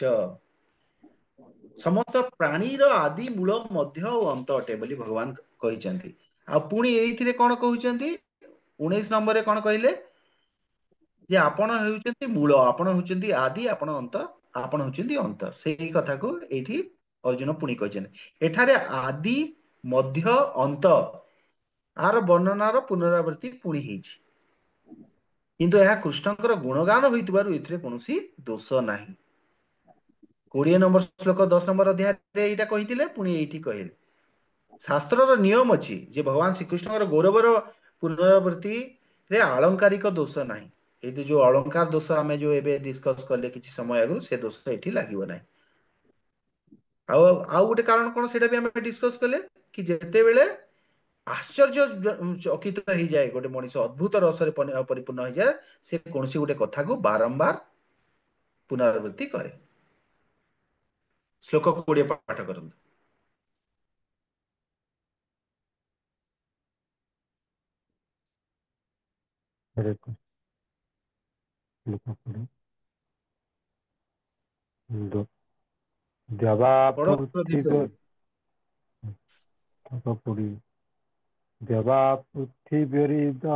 मन्तरं हि व्याप्तं त्वयेन दिशन्तः सर्वाः विश्वाभूतं रूपमुग्रं तवेदं लोकत्रयं प्रवर्तितं महात्मन्। अनुवाद जदिव आपण एक तथापि आपण समग्र आकाश ଗ୍ରହ ମଣ୍ଡଳ ବା ଲୋକ ସମୂହ ଏବଂ ତନ୍ମଧ୍ୟରେ ଥିବା ଅନ୍ତରିକ୍ଷରେ ପରିବ୍ୟାପ୍ତ ହୋଇଛନ୍ତି। ହେ ମହାତ୍ମା, ମୁଁ ଏହି ଭୟଙ୍କର ରୂପ ଦେଖୁଛି। ମୁଁ ଦେଖୁଛି ଲୋକ ସମୂହ ଖୁବ୍ ବ୍ୟଥିତ ହୋଇ ପଡ଼ିଛନ୍ତି। ହରେ କୃଷ୍ଣ। ଏ ଲୋକ ସମୂହ ଲେଖା ହେଇଛି ଆପଣଙ୍କର ଏଇଥିରେ? ଆଜ୍ଞା ପ୍ରଭୁ। ଆଜ୍ଞା ପ୍ରଭୁଜୀ। ହଁ ଏକା କଥା, ମୋର ଜନ ସମୂହ ଲେଖା ହେଇଛି। ଏକା କଥା, କିଛି ଅସୁବିଧା ନାହିଁ। ତଳେ ଆମର ଲେଖା ହେଇଛି ଜନ ସମୂହ, ମୁଁ ଦେଖୁଛି ଜନ ସମୂହ, ଉପରେ ଲେଖା ହେଇଛି ଲୋକ ସମୂହ, ତାପରେ ଜନ ସମୂହ। ଆଚ୍ଛା, ହଁ। ସାର୍ ଏବଂ ପ୍ରଭୁ ତ ପୁରୁଣା ଏଡିସନ ତ। ହଁ ସେ ହେଇଥିବ। ଏଥିରେ ଦେଖନ୍ତୁ କଣ ଲେଖା ହେଲା ଦେଖନ୍ତୁ। ତ୍ୟାବ ଆ ପୃଥିବ୍ୟୋ ର ଅର୍ଥ ହେଉଛି ସ୍ୱର୍ଗ ଓ ପୃଥିବୀ ଉଭୟରେ ଥିବା ସ୍ଥାନ ଏବଂ ଲୋକତ୍ରୟ ତିନି ଲୋକ। ଏହା ସୂଚାଉଛି ଯେ କେବଳ ଅର୍ଜୁନ ଏଇଟା ବିଶ୍ୱରୂପ ଦେଖିନାହାନ୍ତି। ଯୋଉ ଆପଣ କହୁନଥିଲେ ଯେ ଏଇଟା ଖାଲି ଅର୍ଜୁନ ମାନେ ଦେଖିଛନ୍ତି, ସଞ୍ଜୟ ବି ଦେଖିଛନ୍ତି। ସଞ୍ଜୟ ସିଆଡେ ବସିକିରି ବ୍ୟାସଙ୍କ କୃପାରୁ ଦେଖୁଛନ୍ତି। ଆଉ କୋଉ ଲୋକମାନେ ଦେଖୁଛନ୍ତି? ନାଇଁ ଦେଖନ୍ତୁ, ଲୋକତ୍ରୟମ୍ ସ୍ୱର୍ଗ ଓ ପୃଥିବୀ ଉଭୟରେ ଥିବା ସ୍ଥାନ ଆଉ ଲୋକତ୍ରୟ, ସେମାନେ ବି ଏଇଟା ଦେଖୁଛନ୍ତି। ଅନ୍ୟ ଲୋକମାନଙ୍କ ଥିବାରେ ଅଧିବାସୀ ଗଣ ତାହା ଦେଖିଛନ୍ତି ଏବଂ ଅର୍ଜୁନ କହୁଛନ୍ତି ଯେ ଏ ବିରାଟ ରୂପ ଦେଖି ଅନ୍ୟାନ୍ୟ ଜନସମୂହ ଭୟଭୀତ ହୋଇ ପଡିଛନ୍ତି। ଏଥିରୁ ପ୍ରମାଣ କଣ ମିଳିଲା? ଯେ ଅର୍ଜୁନ ସ୍ୱପ୍ନରେ ଏସବୁ ଦେଖୁନଥିଲେ। କିଏ କହିପାରେ ନା ଭବିଷ୍ୟତରେ ଏଇଟା ଅର୍ଜୁନ ଏଇଟା ବୋଧେ ଯୁଦ୍ଧରେ ଟିକେ ଭୟଭୀତ ହେଇକିରି ଶୋଇ ପଡିକି ସ୍ୱପ୍ନରେ ଦେଖୁଥିଲେ, ଏଇଟା ନାହିଁ। ଖାଲି ଏଇଟା ଅର୍ଜୁନ ଦେଖି ନାହାନ୍ତି, ଏଇଟା ବିଭିନ୍ନ ଲୋକର ସବୁ ଦେଖିଛନ୍ତି। ଏଇ ଯୋଉ ବିଭିନ୍ନ ଲୋକ, ଏଇଟା କେତେ ମାନେ ଦୂରତା ସବୁ ଦିଆ ହେଇଛି ଆମର ଭାଗବତମରେ। ଏଇଠୁ ଯଦି ଆପଣ ପୃଥିବୀ ପୃଷ୍ଠରୁ ଆପଣ ଯଦି ଦେଖିବେ ଧ୍ରୁବ ଲୋକ, ମାନେ ସ୍ୱର୍ଗ ଲୋକର ଠିକ ଉପର ଲୋକ ହଉଛି ଆପଣଙ୍କର ଧ୍ରୁବ ଲୋକ। ତ ପୃଥିବୀରୁ ଧ୍ରୁବ ଲୋକର ଦୂରତା କେତେ କହିଲେ? 433 ପ୍ରକାଶ ବର୍ଷ, ଯୋଉଟା କି ହଉଛି 4 ପଦ୍ମ 10 ନୀଳ 40 ଖରବ କିଲୋମିଟର। ମାନେ ଅରବ 100 ଅରବ ହେଲେ ଖରବ ହବ, ମାନେ 4ରେ 15ଟା ଶୂନ୍ୟ ପକେଇବେ ଯଦି ସେଇଟା ଧ୍ରୁବ ଲୋକ ପହଞ୍ଚିବେ ଆପଣ। ଏଇ ଧ୍ରୁବ ଲୋକ ତଳେ ସ୍ୱର୍ଗ ଲୋକ ଅଛି, ଯୋଉଟା କୁହାଯାଉଛି 3.9 ମିଲିୟନ ଯୋଜନ, ଯାହାକୁ ଆମେ ଅନ୍ତରିକ୍ଷ ବୋଲି କହୁଛୁ। ତାଠୁ ଉପରକୁ ଆପଣ ଯିବେ ଯେତେବେଳେ, ମାନେ 1 କରୋଡ ଯୋଜନ ଉପରକୁ ପଳେଇବେ, ସେଇଟା ମହର ଲୋକ। ମହର ଲୋକରୁ 2 କରୋଡ ଯୋଜନ ମାନେ 24 କୋଟି କିଲୋମିଟର, ସେଇଟା ଯିବେ ଆପଣ କଣ ଜନଲୋକ। ଜନଲୋକରୁ ତାପରେ ଆପଣ ଯିବେ ଆପଣଙ୍କର 8 କୋଟି ଯୋଜନ, ସେଇଟା ଆପଣଙ୍କର ହେଇଯିବ ତପ ଲୋକ। ତାପରେ ପୁଣି ତପ ଲୋକରୁ ସତ୍ୟ ଲୋକ ମାନେ ବ୍ରହ୍ମ ଲୋକ। ସେଇ ବ୍ରହ୍ମ ଲୋକ କେତେ ଯିବେ ଆପଣ? 12 କୋଟି ଯୋଜନ, ମାନେ 1 ଅରବ 47 କୋଟି 54 ଲକ୍ଷ 46 ହଜାର କିଲୋମିଟର। ଏତିକି ଯଦି ଆପଣ ଯିବେ, ତାହେଲେ ଆପଣ ପହଞ୍ଚିବେ ବ୍ରହ୍ମଲୋକ। କେତେ ଦୂର ଆପଣ ବୁଝିପାରୁଛନ୍ତି ତ? ସେଇଠୁ ପୁଣି ବୈକୁଣ୍ଠ ଲୋକର ଫେର ଦୂରତା ଅଛି 2 କୋଟି 62 ଲାଖ ଟୁ 2 crores 62 lakhs 2 କରୋड़ 62 ଲକ୍ଷ ଯୋଜନ। ଗୋଟେ ଯୋଜନ କେତେ କିଲୋମିଟର କହିଲେ ଆପଣ ଜାଣିଛନ୍ତି? 8 କିଲୋମିଟର ବ୍ରୋ। ବସ୍ ବଢିଆ, ଭାଗବତ ପ୍ରଭୁ ଜାଣିଛନ୍ତି। ଗୋଟେ 8 ଆଠ କିଲୋମିଟର ମାନେ ଏଇଟା ଯେତେ ମୁଁ କହିଲି ସେଥିରେ ପୁଣି 8 ଗୁଣା ହବ। ତ ଏଇ 8 ମାଇଲ ବୋଧେ, 8 କିଲୋମିଟର 8 ମାଇଲ। ମୋର ଡାଉଟ ହଉଛି 8 ମାଇଲ ବୋଧେ। 8 ମାଇଲ ସେଟା। ହରେ କୃଷ୍ଣ ପ୍ରଭୁଜୀ, ସେଟା 8 ମାଇଲ। ହଁ 8 ମାଇଲ। 8 ମାଇଲ। ଆଜ୍ଞା। ତ ଏତେ ଦୂର, ପ୍ରଭୁ ମାନେ ଆମେ ମାଇଲି ହିସାବ ମାନେ କେତେ ବାଟ? କରିପାରିବାନି। ଆଉ ମାଇଲି ଗୋଟେ ମାନେ କେତେ? ନାଇଁ ନାଇଁ, ଯୋଜନ ଟା ହଉଛି 8 କିଲୋମିଟର, ସେଇଟା ଯୋଜନ ଟା। ମାଇଲ ର କ୍ୟାଲକୁଲେସନ ପୁଣି ଗୋଟେ ମାଇଲ ହଉଛି 2.3 କିଲୋମିଟର ନା କଣ ଅଛି, ବୁଝିଲେ? ଯୋଜନ ଟା 8 କିଲୋମିଟର। ଆପଣ ଏଇଥିରେ ଖୋଜିଲେ ଜଣା ପଡିଯିବ, ଆପଣ ଇଣ୍ଟରନେଟ ବି ଚେକ୍ କଲେ ଜଣା ପଡିବ। ତ କହିବାର ତାତ୍ପର୍ଯ୍ୟ ହେଉଛି ଏତେ ଏତେ ଦୂରରେ ସବୁ ଅଛି, ଆଉ ସେତେ ଦୂରରେ କେତେ ଅଧିବାସୀ ଅଛନ୍ତି। ଆଉ ଏଇଟା ଆପଣ ଭାବନ୍ତୁ ତ, ଏବେ ଏବେ ଯୋଉ ଆମ ପାଖରେ ସ୍ପେସ କ୍ରାଫ୍ଟ ଅଛି, ସାଇଣ୍ଟିଷ୍ଟ ମାନଙ୍କ ପାଖରେ, ସେ ସ୍ପେସ କ୍ରାଫ୍ଟ ଗୋଟେ ଘଣ୍ଟାରେ କେତେ କିଲୋମିଟର ଯାଉଛି? पर आवर मात्र जाउची 39,000 किलोमीटर स्पीड रे जाउची जोटा हाईएस्ट स्पीड। एई स्पीड रे जदि आपण जीवे केते टाइम लागिवो जानि आपण को 12 लक्ष वर्ष लागिवो पहुंचीवा पई। आ 12 लक्ष वर्ष मनीष तो बंचुची 50-60 वर्ष, को वैज्ञानिक 100 वर्ष भी बंचुनी। से 100 रु 1000 हबो, 1000 रु केबे 10,000 हबो, केबे लक्ष हबो, केबे 12 लक्ष हबो। आ जदि भी से सेठी पहुंची गला स्वर्ग लोक रे धरंतु, सेटा पुणी कौन हबो ताकू दृश्यमान हबनी। से रॉकेट धरंतु पहुंची गला सेठी, दृश्यमान काई होनी। आमे आमर जो वर्तमान आमे मनीष आम चक्षु जो अछि सेटा होची 4टा डायमेंशंस, 4 डायमेंशंस। डायमेंशंस रो हिंदी हैला आयाम। 4टा आयाम माने कोन, माने उच्चता, लंबाई, चौड़ाई, गहराई जोटा हिंदी रे कहउचंती, आउ समय। ए 4टा डायमेंशंस आम पाखरे अछि। आउ सेटा स्वर्ग लोक वैकुंठ लोक तो केते माने डायमेंशंस अछि, सेटा माने संभव नाही मनीष को केते भी स्पेस क्राफ्ट केते भी रिसर्च करंतु केबे भी जाई परिबे नाही। तापरे श्लोक 21 शुणतु, एटा जेहेतु माने एथिरे श्लोक आउ खाली भावार्थ अछि 2-3 लाइन रो, सेति में मु पढी दउची काई आपण पढिबे पुनी समय एटा हबो। मु पढी दउची, बुझी पाले। जोथरे एक्सप्लेनेशन थिबो पुनी मु आपण को कहि पढिया पई। एबे कोटे सरला हमर 20 ना आज्ञा आज्ञा प्रभु। प्रभु। 21 एबे। अमिहित्वां सुरसंघा विसन्ति केचिद् भीताः प्राञ्जलयो गृह्णन्ति स्वस्ति इत्युक्त्वा महर्षि सिद्धसंगाः स्तुवन्ति त्वां स्तुतिभिः पुष्कलाभिः। समस्त देवता आपणकर आपणक ठारे आत्मसमर्पण करुचंती एवं आपणक मध्यरे प्रवेश करुचंती। सेमाने अत्यंत भीतस्रोत होई पड़िचंती एवं जोड़ हस्त होई वैदिक मंत्र आवृत्ति करुचंती। महर्षि और सिद्ध पुरुषगण वैदिक मंत्र उच्चारण करी शांति प्रार्थना करुचंती। एटा तो सेल्फ एक्सप्लेनेटरी। भावार्थ रे कोन कहिले श्रील प्रभुपाद, समस्त लोकरे थिबा देवतागण भगवानकर भयंकर विश्वरूप सेतु निर्गत अति उज्जवल ज्योति दर्शन करी अत्यंत भीतस्रोत होई पड़िले और सेति पई सुरक्षा निमित्त प्रार्थना करिचंती। ए रूपटा एते भयंकर रूप, एटा सेति में सब बेले एटा के देखिबा पई इच्छा करंती। एटा अर्जुन अर्जुन एथि पई देखिबा पई इच्छा करिचंती जे एटा साधारण लोकंक पई जो माने कि भगवान को भविष्य एटी शरीर धरिकी आसती, जेमिति आमे माया कबल रे एमिति पड़िकी विकृत हो जाए जेते बेले आत्माटा से शरीर धरिकी एठी से आसे। ए भगवान कृष्ण राम एमाने होचंती शरीरधारी, एमाने होचंती महान पुरुष, एमाने भगवान नहंती। से माने मानु नांती सच्चिदानंद रूप। तो भविष्य रे एमिति केते लोक बाहरिबे जो माने पाखंडी लोक गोडा से माने कहबे ना ना ना एटा भगवान एटा विश्व रूप ए सब कहानी। किंतु एथिरे कोन एई श्लोक रु कोन प्रमाण हैला, ये श्लोक रे प्रमाण हैला जे एठी सबु सबु एटा देवता माने ए रूप को देखि भयभीत हेइचंती।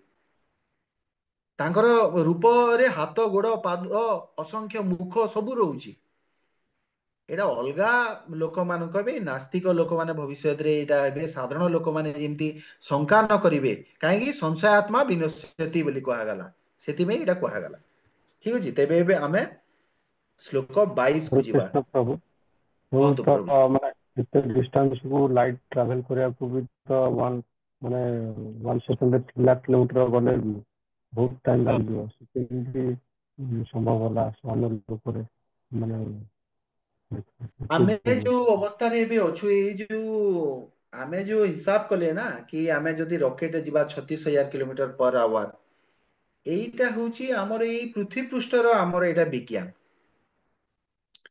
एई विज्ञान टा केवल पृथ्वी पृष्ठ पई हमर आमे सबठु स्लो। किंतु जेते बेले देवता माने देखंतु हमर समस्तଙ୍କର शरीर सब अलगा अलगा शरीर। मनुष्य मानकर शरीर कोन कहिले हमर होची पंचभूତରେ सेटा कोन कहा जाय, सेटा होची माटीमय शरीर। बुझी पारले, पंचभूतर शरीर। तापरे अछि जलमय शरीर। देवता मानकर शरीर कोन कहले प्रकाशमय शरीर। प्रकाश से माने प्रकाश रो माने लाइट से मानकर शरीर। तांकर आमर जेमती शरीर अछि सेमानकर सेमती एमती मल मूत्र ए सब तांकर शरीर निर्गत होउनी देवता मानकर से माने गोटे जगह आउ गोटे जगह को जिबे बहुत शीघ्र पहुंची पारिबे आपण को उदाहरण रु आपण जानि परिबे कि देवता माने बहुत जल्दी पृथ्वी पृष्ठ को शीघ्र पहुंची आसी परिबे तांकर गति बेसी को ମୁଁ उपाख्यान भागवतम रे ପ୍ରଭୁଜୀ अछि ଦେବଭୂତି ନନ୍ଦନଙ୍କର ଯୋଉଟା ଦେଖିଥିଲେ ଯୋଉ ତାଙ୍କର ବାପା ମୁଁ ତାଙ୍କ ମୁନିଙ୍କ ନାଁ ମନେ ନାହିଁ। ସେ ଯୋଉ ଘର କରିଥିଲେ ଦେବଭୂତିକି ନେଇଥିଲେ ପୁରା ସ୍वर्ଗର ଘର କରିକି ବୁଲଉଥିଲେ। ए गोटे राजा थिले से राजा देवता मानक पई युद्ध करथिले से राजा जेतेबेले माने प्रसन्न ଋଷିକୁଲ୍ୟ ହେଇଛନ୍ତି ଦେବତା ମାନେ ତାଙ୍କୁ କହିଛନ୍ତି ତମେ ବର ମାଗ ସେ ତାପରେ ପଚାରିଲେ ମୋର ଆଉ କେତେ ଆୟୁଷ ବାକି ରହିଲା ତ ସେମାନେ କହିଲେ ଖାଲି କ୍ଷଣ ଦୁଇ ମୁହୂର୍ତ୍ତ ତମର ଆୟୁଷ ବାକି ରହିଛି ବୋଲି କହିଲେ ତ ଦୁଇ ମୁହୂର୍ତ୍ତରେ ଭଗବତ ପ୍ରାପ୍ତି କେମିତି ହେବ ପୃଥ୍ୱୀ ପୃଷ୍ଠକୁ ପହଞ୍ଚିବାକୁ ପଡିବ ଭଗବତ ପ୍ରାପ୍ତି ହେବା ପାଇଁ ତ ସେଠି ଦେବତା ମାନେ ମାତ୍ର ଅଳ୍ପ गोटे मुहूर्त भितर पृथ्वी पृष्ठ को पहुंचे जाइछन्ते माने ताकर स्पीड देखंतु देवता मान कैलकुलेशन 48 माने 48 मिनिट होची दुई मुहूर्तटा तो सेति भितरे आसिकरी एठी पुनी से आत्मस्थ हेगिरी भगवान को स्मरण करी भगवत प्राप्ति हेची तो एई उदाहरण रो आपण जानि पारिबे बुझि पारले प्रदीप प्रभु बुझि पारले कि ଆଜ୍ଞା आमर पृथ्वी पृष्ठर होची स्पीड बहुत कम आमर एटा कोन जड़ वस्तु रे एटा ना आम जहाँ सब एबे एटा कली जुग रे कोन कल कारखानार जुग एइथिरे आमे देखंतु आगे कोन आगे जो विमान थिला रावण पाखरे पुष्पक विमान थिला से विमान टा कोन जेते लोक हेबे सेते तार परिधिटा बढ़ी जाउतला से विमान केते भी ओजन हेले भी से उड़ीकी नहीं पारिबो काई केमती जानिबे ना रामायण रे ए कथा जानि परिबे से रावण जेतेबेले रावणर बध कर सारिचंती सेतेबेले देखिले कि भरत महाराज तो कहिचंती जदि आपण गोटे क्षण मुहूर्त भी माने आपण डेरी करिवे भगवान ताहेले मु आत्महत्या करिवि कहिचंती तो भगवान रामचंद्र चिंतित हेई पड़िचंती कि आमे समस्त केमती जीवा एते जल्दी आमे लंकारु सीधा हमकु जिबार अछि अयोध्या काहे कि भरत तो माने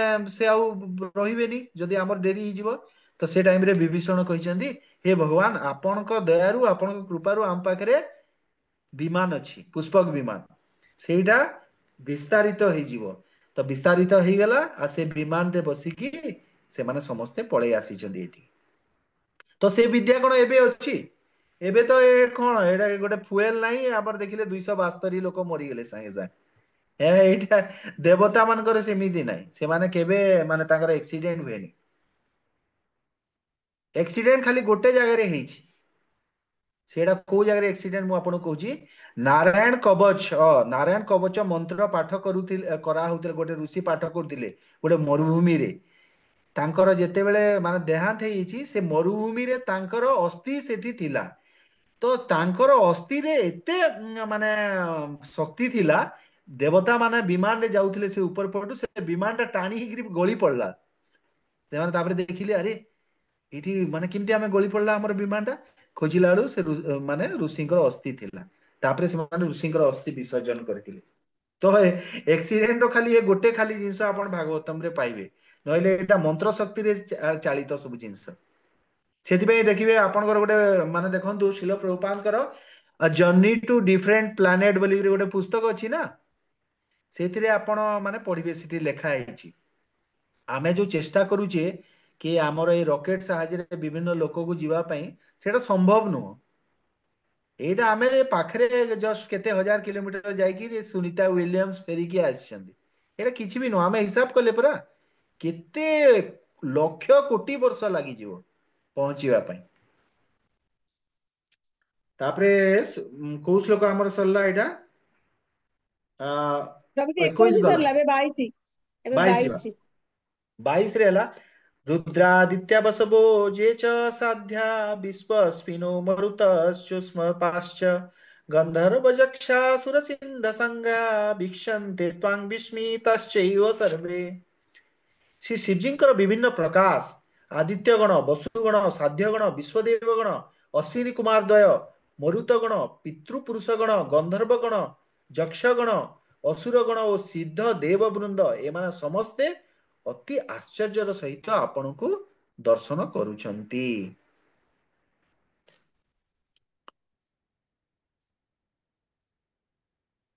ଏଥିରେ କଣ ବୁଝିବାର କଣ ଡାଉଟ ଅଛି? କଣ ଏଠି କଣ ରହିଲା? ଏଠି ସବୁ ଯେତେ ଅଛନ୍ତି ସମସ୍ତେ ଆଶ୍ଚର୍ଯ୍ୟଚକିତ ହେଇକି ଭଗବାନଙ୍କୁ ଦର୍ଶନ କରୁଛନ୍ତି। ଏଇଟା ଭାଗବତରେ ଲେଖା ହେଇଛି। ତାପରେ ଶ୍ଲୋକ ନମ୍ବର 23।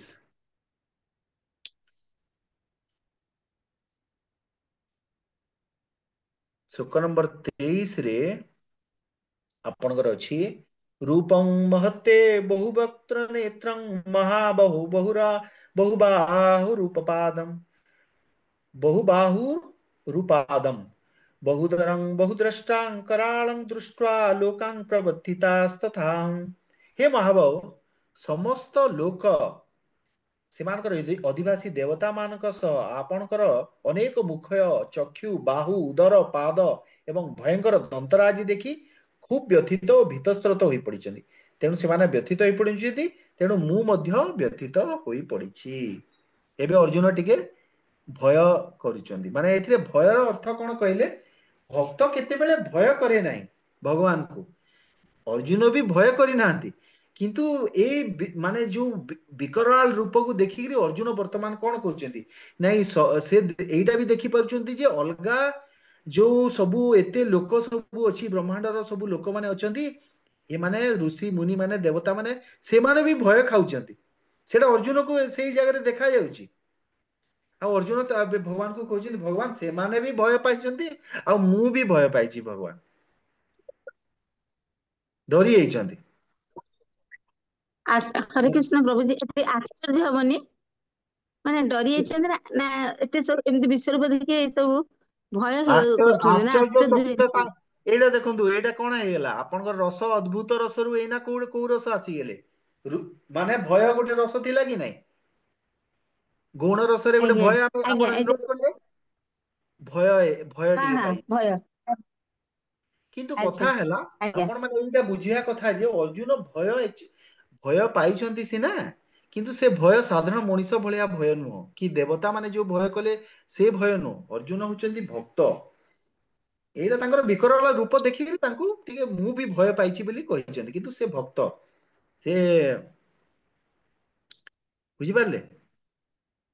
ଯେମିତି ଭଗବାନଙ୍କୁ ବିଭିନ୍ନ ଲୋକ ବିଭିନ୍ନ ରୂପରେ ଦେଖିକିରି ବିଭିନ୍ନ ପ୍ରକାର ତାଙ୍କର ମାନେ ଦୃଷ୍ଟି ହୁଏ।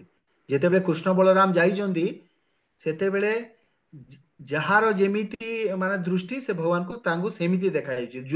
ଯୋଦ୍ଧା ମାନଙ୍କୁ କଣ ଯାଇଛନ୍ତି ଭଗବାନ? ମୃତ୍ୟୁ ରୂପରେ ଦେଖା ଯାଇଛନ୍ତି। ଆଉ ସେଇ ଜାଗାରେ ଯୋଉ ମାନେ ମା ମାନେ ଥିଲେ, ସେମାନେ ଦେଖିକି କହୁଛନ୍ତି କେତେ କମନୀୟ ଛୁଆ ମାନେ ଦିଟା ଆସିଛନ୍ତି, କେତେ ଏଇଟା। ତାପରେ ରମଣୀ ସ୍ତ୍ରୀ ମାନେ ଦେଖିକିରି ଆରେ ଏତେ ବଢିଆ, ମାନେ ଦି ଜଣ ସୁନ୍ଦର ବାଳକ, ପୁରା କେତେ ସୁନ୍ଦର ଦେଖା ଯାଉଛନ୍ତି। ଏମିତି ବିଭିନ୍ନ ରୂପ ଦେଖାଯାଏ। ଏଇଥିରେ କଣ ଦେବତା ମାନେ ଭୟ ପାଇଯାଇଛନ୍ତି, ଅର୍ଜୁନ ବି ସାମାନ୍ୟ ଭୟ ପାଇଛନ୍ତି, କିନ୍ତୁ ସେ ଭକ୍ତ। ଶ୍ଲୋକ ଏବେ ଆମେ 24 କୁ ଯିବା। नभस्पृशं दीप्तमनेकवर्णं व्याताननं दीप्त विशाल नेत्रं दृष्ट्वा हि त्वां प्रवर्तितान्तरात्मा धृतिं न विन्दामि समं च विष्णु। हे सर्वव्यापक विष्णु, ଆକାଶକୁ ସ୍ପର୍ଶ କରିଥିବା ଆପଣଙ୍କର ଖୁବ ଉଜ୍ଜଳ ବର୍ଣ୍ଣ ଦେଖି ଏବଂ ଆପଣଙ୍କର ଚକ୍ଷୁ ଓ ମୁଖକୁ ଦେଖି ମୁଁ ଭୀତସ୍ତ୍ରତ ହୋଇପଡିଛି। ମୁଁ ମୋର ମାନସିକ ସମତା ରକ୍ଷା କରିପାରୁନାହିଁ। ଅର୍ଜୁନ ଏବେ କହୁଛନ୍ତି, ଭଗବାନ ଏ ରୂପଟା ଆଉ ଆପଣ ଦେଖାନ୍ତୁ ନାହିଁ। ଭଗବାନ ଏବେ ତାଙ୍କର କଣ ହେଇଗଲା?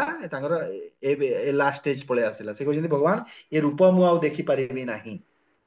ଶ୍ଲୋକ 25 ଗଲେ, ଦ୍ରଷ୍ଟା କରାଳାନି ଚତେ ମୁଖାନି ଦୃଷ୍ଟେ କାଳାନଳ ସନ୍ନିଭାନି ଦିଶୋ ନ ଜାନେ ନ ଲଭେ ଚ ଶର୍ମ ପ୍ରସିଦ ଦେବେଶ ଜଗନ୍ନିବାସ। ହେ ଦେବେଶ, ହେ ଜଗନ୍ନିବାସ, ମୋ ପ୍ରତି ଅନୁକମ୍ପା ପ୍ରଦର୍ଶନ କରନ୍ତୁ। ଆପଣଙ୍କର ପ୍ରଜ୍ୱଳବିତ କାଳାନଳ ମୁଖମାନ ଏବଂ ଭୟଙ୍କର ଦନ୍ତରାଜି ଦର୍ଶନ କରି ମୁଁ ମୋର ମାନସିକ ସମତା ରକ୍ଷା କରିପାରୁନି। ସବୁ ଦିଗରୁ ମୁଁ ବିଚଳିତ ହୋଇପଡୁଛି। ଦେଖନ୍ତୁ, ସେ ସମାନ ସମାନ ଶ୍ଲୋକ ଭଳିଆ ଟିକେ ଟିକେ ଲାଗୁଛି, ବୁଝିପାରିଲେ? से भीतस्रस्थ कथा पूर्व श्लोक रे भी कहले आउ एई श्लोक रे भी भगवान भीतस्रस्थ कथा कहते। एबे 26-27 एका संगे अछंती आपण किए जणे पाठ करंतु।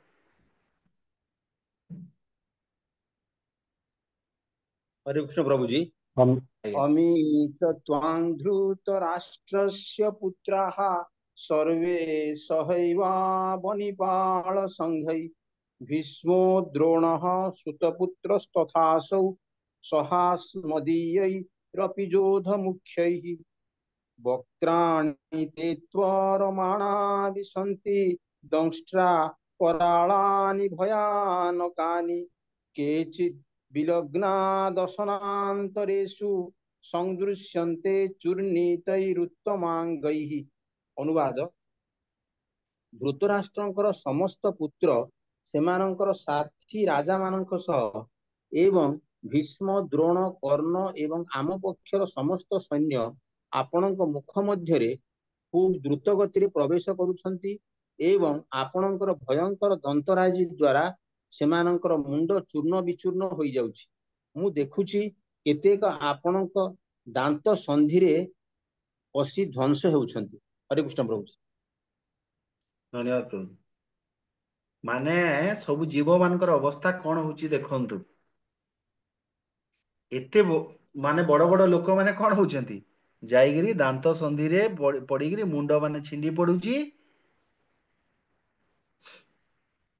चूर्ण विचूर्ण हो जाइछंती। आ इथरे अर्जुन कौन कहउछंती माने देखिछंती भविष्यत रे कौन हबो अर्जुन वर्तमान देखा जाउची। एटा अर्जुन देखि पारुचंती जे प्रतिपक्षर जो सैन्य वृंद अछंती नेता माने अछंती विश्व द्रोण कर्ण धृतराष्ट्रଙ୍କର ସବୁ ଶତପୁତ୍ର ଏ ସବୁ ଭଗବାନଙ୍କର ଦନ୍ତ ସନ୍ଧିରେ ଚୂର୍ଣ୍ଣ ବିଚୂର୍ଣ୍ଣ ହେଇଛନ୍ତି। ଆଉ ଏଥିରେ ଅର୍ଜୁନ ଏଇଟା ବି ଜାଣିପାରିଛନ୍ତି ଯେ ଆମେ ମାନେ ବିଜୟୀ ହେବୁ। ଅପରାଜୟ ଯିଏ ଅପରାଜୟୀ ଭୀଷ୍ମ ସେମାନେ ସେ ବି ଧ୍ୱଂସ ହେବେ। କର୍ଣ୍ଣ ସମେତ ସବୁ ବିଶିଷ୍ଟ ଯୋଦ୍ଧା ବି ଧ୍ୱଂସ ହେବେ। ଅର୍ଜୁନ ଭବିଷ୍ୟତ ପୁରା ଦେଖି ପକେଇଲେଣି ଏଥିରେ। ଆଚ୍ଛା ଅର୍ଜୁନ ଯଦି ଦେଖିଲେ ତାହେଲେ ଧୃତରାଷ୍ଟ୍ର କଣ ଦେଖିନି? ଏଇ କଥା ତ ସଞ୍ଜୟ ପୁଣି ସେଟା କହୁଛନ୍ତି ନା। ଏଇ ସବୁ ବର୍ଣ୍ଣନା ଏଇଟା ଧୃତରାଷ୍ଟ୍ର ବି ଶୁଣିଛନ୍ତି। ମାନେ ଧୃତରାଷ୍ଟ୍ର ବି ଜାଣି ଯାଇଛନ୍ତି ଯେ କାହାର ପରାଜୟ ହେବ, ତାଙ୍କର ପୁତ୍ର ମାନେ ଆଉ କେହି ବଞ୍ଚିବେ ନାହିଁ।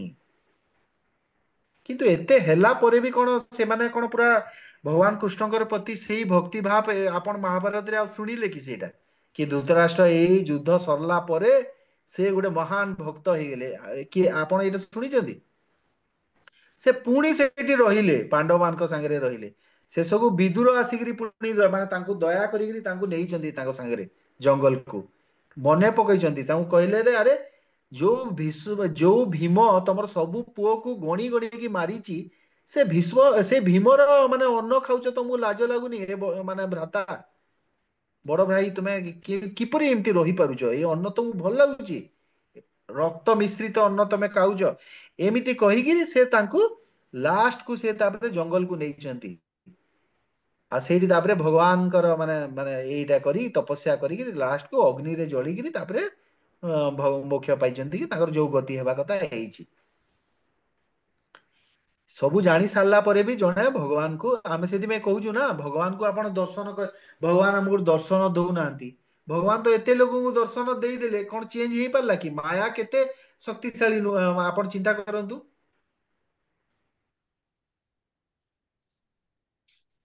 ସେଥିପାଇଁ ଭଗବାନଙ୍କ ଦର୍ଶନଠୁ ବି ବିରହ ବଡ। ବେଳେ ବେଳେ ଏଇଟା ବି ଯେ ଭଗବାନ ଏଇଟା କୃପା କରୁଛନ୍ତି ଆମକୁ ଦର୍ଶନ ନ ଦେଇକି। ଆମକୁ ଯଦି ଭଗବାନ ଦର୍ଶନ ଦେଇଦେବେ ନା, ଆମ ସାଙ୍ଗରେ ଆସିକିରି କଥାବାର୍ତ୍ତା କରିବେ, ଆମ ସାଙ୍ଗରେ ବସି ଖିଆ ପିଆ କରିବେ, ଆମେ ଭଗବାନଙ୍କର ଦୋଷ ଦେଖିବା ଆରମ୍ଭ କରିଦବା 2-4 ଦିନ ଭିତରେ। ଭଗବାନଙ୍କୁ ବି ଆମେ କଣ ଗୋଟେ ଛୋଟ ମୋଟ କାମ ବି କହିଦବା ଏଇଟା କରନ୍ତୁ ବୋଲି। କାହିଁ ଲୋକ ଆପଣ ଦେଖିପାରୁଛନ୍ତି ଇତିହାସରେ ଏଇ ଟାଇପ ର କୋଉଠି ଧୃତରାଷ୍ଟ୍ର କୋଉଠି ଚେଞ୍ଜ ହେଲେ କିଛି? ତାପରେ ସେ ମଝିରେ ଏତେ ରାଗି ଯାଇଛନ୍ତି ଯେ ଭୀମକୁ ମାରିଦେବାର ବି ଚେଷ୍ଟା କରିଛନ୍ତି। ଏତେ ସବୁ ଦେଖି ସାରିଲା ପରେ ବି ତାଙ୍କର ବୈରାଗ୍ୟ ଆସିନି। ଭୀମକୁ ମାରିବାର ଚେଷ୍ଟା କରିଥିଲେ କି ନାଇଁ? ଲୁହାର ଲୌହ ଆଣିକି ରଖିଦେଇଥିଲେ।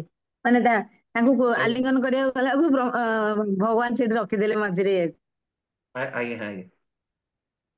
ମାନେ କହିବାର ତାତ୍ପର୍ଯ୍ୟ ହଉଛି ଭଗବାନଙ୍କର ଦର୍ଶନ ଟା ପାଇଗଲେ ଜଣେ ଯେ ତାର ବ୍ରହ୍ମ ଜ୍ଞାନ ହେଇଯିବ ସେଇଟା ନୁହଁ। भगवान को कृपा बहुत कृपा दरकार। श्लोक हरे 28 पाठ कृष्ण कर। प्रभुजी। आज्ञा ପ୍ରଭୁଜୀ ଗୋଟେ ଗୋଟେ ପଚାରିବି, ଏଇ ଯୋଉ ପଚାରନ୍ତୁ। ବିଶ୍ୱରୂପ ଦର୍ଶନରେ ଭଗବାନ ଯୋଉଟା ଦେଖେଇଲେ ଅର୍ଜୁନକୁ, ଅନ୍ୟମାନେ ବି ହଁ ଦେଖିଛନ୍ତି, ଏଇଟା ହଁ ଅଲରେଡି ଆଗରୁ ହେଇଯାଇଛି ନା? ମାନେ ଭଗବାନ ସେଠି ଅର୍ଜୁନକୁ କହୁଛନ୍ତି ଯେ ଯେମିତି ଦ୍ଵିତୀୟ ଇଏରେ କହିଲେ ଆମ ସାଂଖ୍ୟ ଯୋଗରେ, ଯେ ତମେ ନ ହୁଁ, ମାରିଲେ ବି ସମସ୍ତେ ମରି ଯାଇଛନ୍ତି। ଆଜ୍ଞା ଏଇ ଯୋଉ ଜିନିଷଟା କହିଥିଲେ, ଏଇ ଏପରେ ବିଶ୍ୱରୂପରେ ବି ତ ମାତାଜୀ ସେଇଆ, ମାନେ already। ବିଶ୍ଵ ରୂପରେ ଅର୍ଜୁନ ଯାହା ଆଜ୍ଞା ଦେଖିଲେ, ସେ ହଁ ଏଇଠି କଣ ଲେଖା ହେଲା ଦେଖନ୍ତୁ ମାତାଜୀ, ଏଇଠି ଲେଖା ହେଲା ଆଜ୍ଞା କେତେ ନମ୍ବର ଶ୍ଲୋକ ଏଇଟା ଏଇନା ଯୋଉ ପଢିଲେ ଆମେ ଆ ଏଇ ଛ- 26 26 27 26 ନା, ଏଇ ଦେଖନ୍ତୁ ଏଇଥିରେ ଆଜ୍ଞା 26 26 27 କଣ 27 ହେଇଥାଏ, ଅର୍ଜୁନ ଭବିଷ୍ୟତରେ ଦେଖନ୍ତୁ କଣ ହବ ସେଇଟା ଦେଖିପାରିଲେ ନା। ଭୀଷ୍ମ ଦ୍ରୋଣ କର୍ଣ୍ଣ ସମସ୍ତ ପକ୍ଷର ସୈନ୍ୟ, ଏଇ ଯୋଉ ବିଶ୍ଵ ରୂପଟା ବର୍ତ୍ତମାନ ଭୂତ ଭବିଷ୍ୟତ ସବୁ ଜିନିଷ ଏ ବିଶ୍ଵ ରୂପରେ ଅଛି।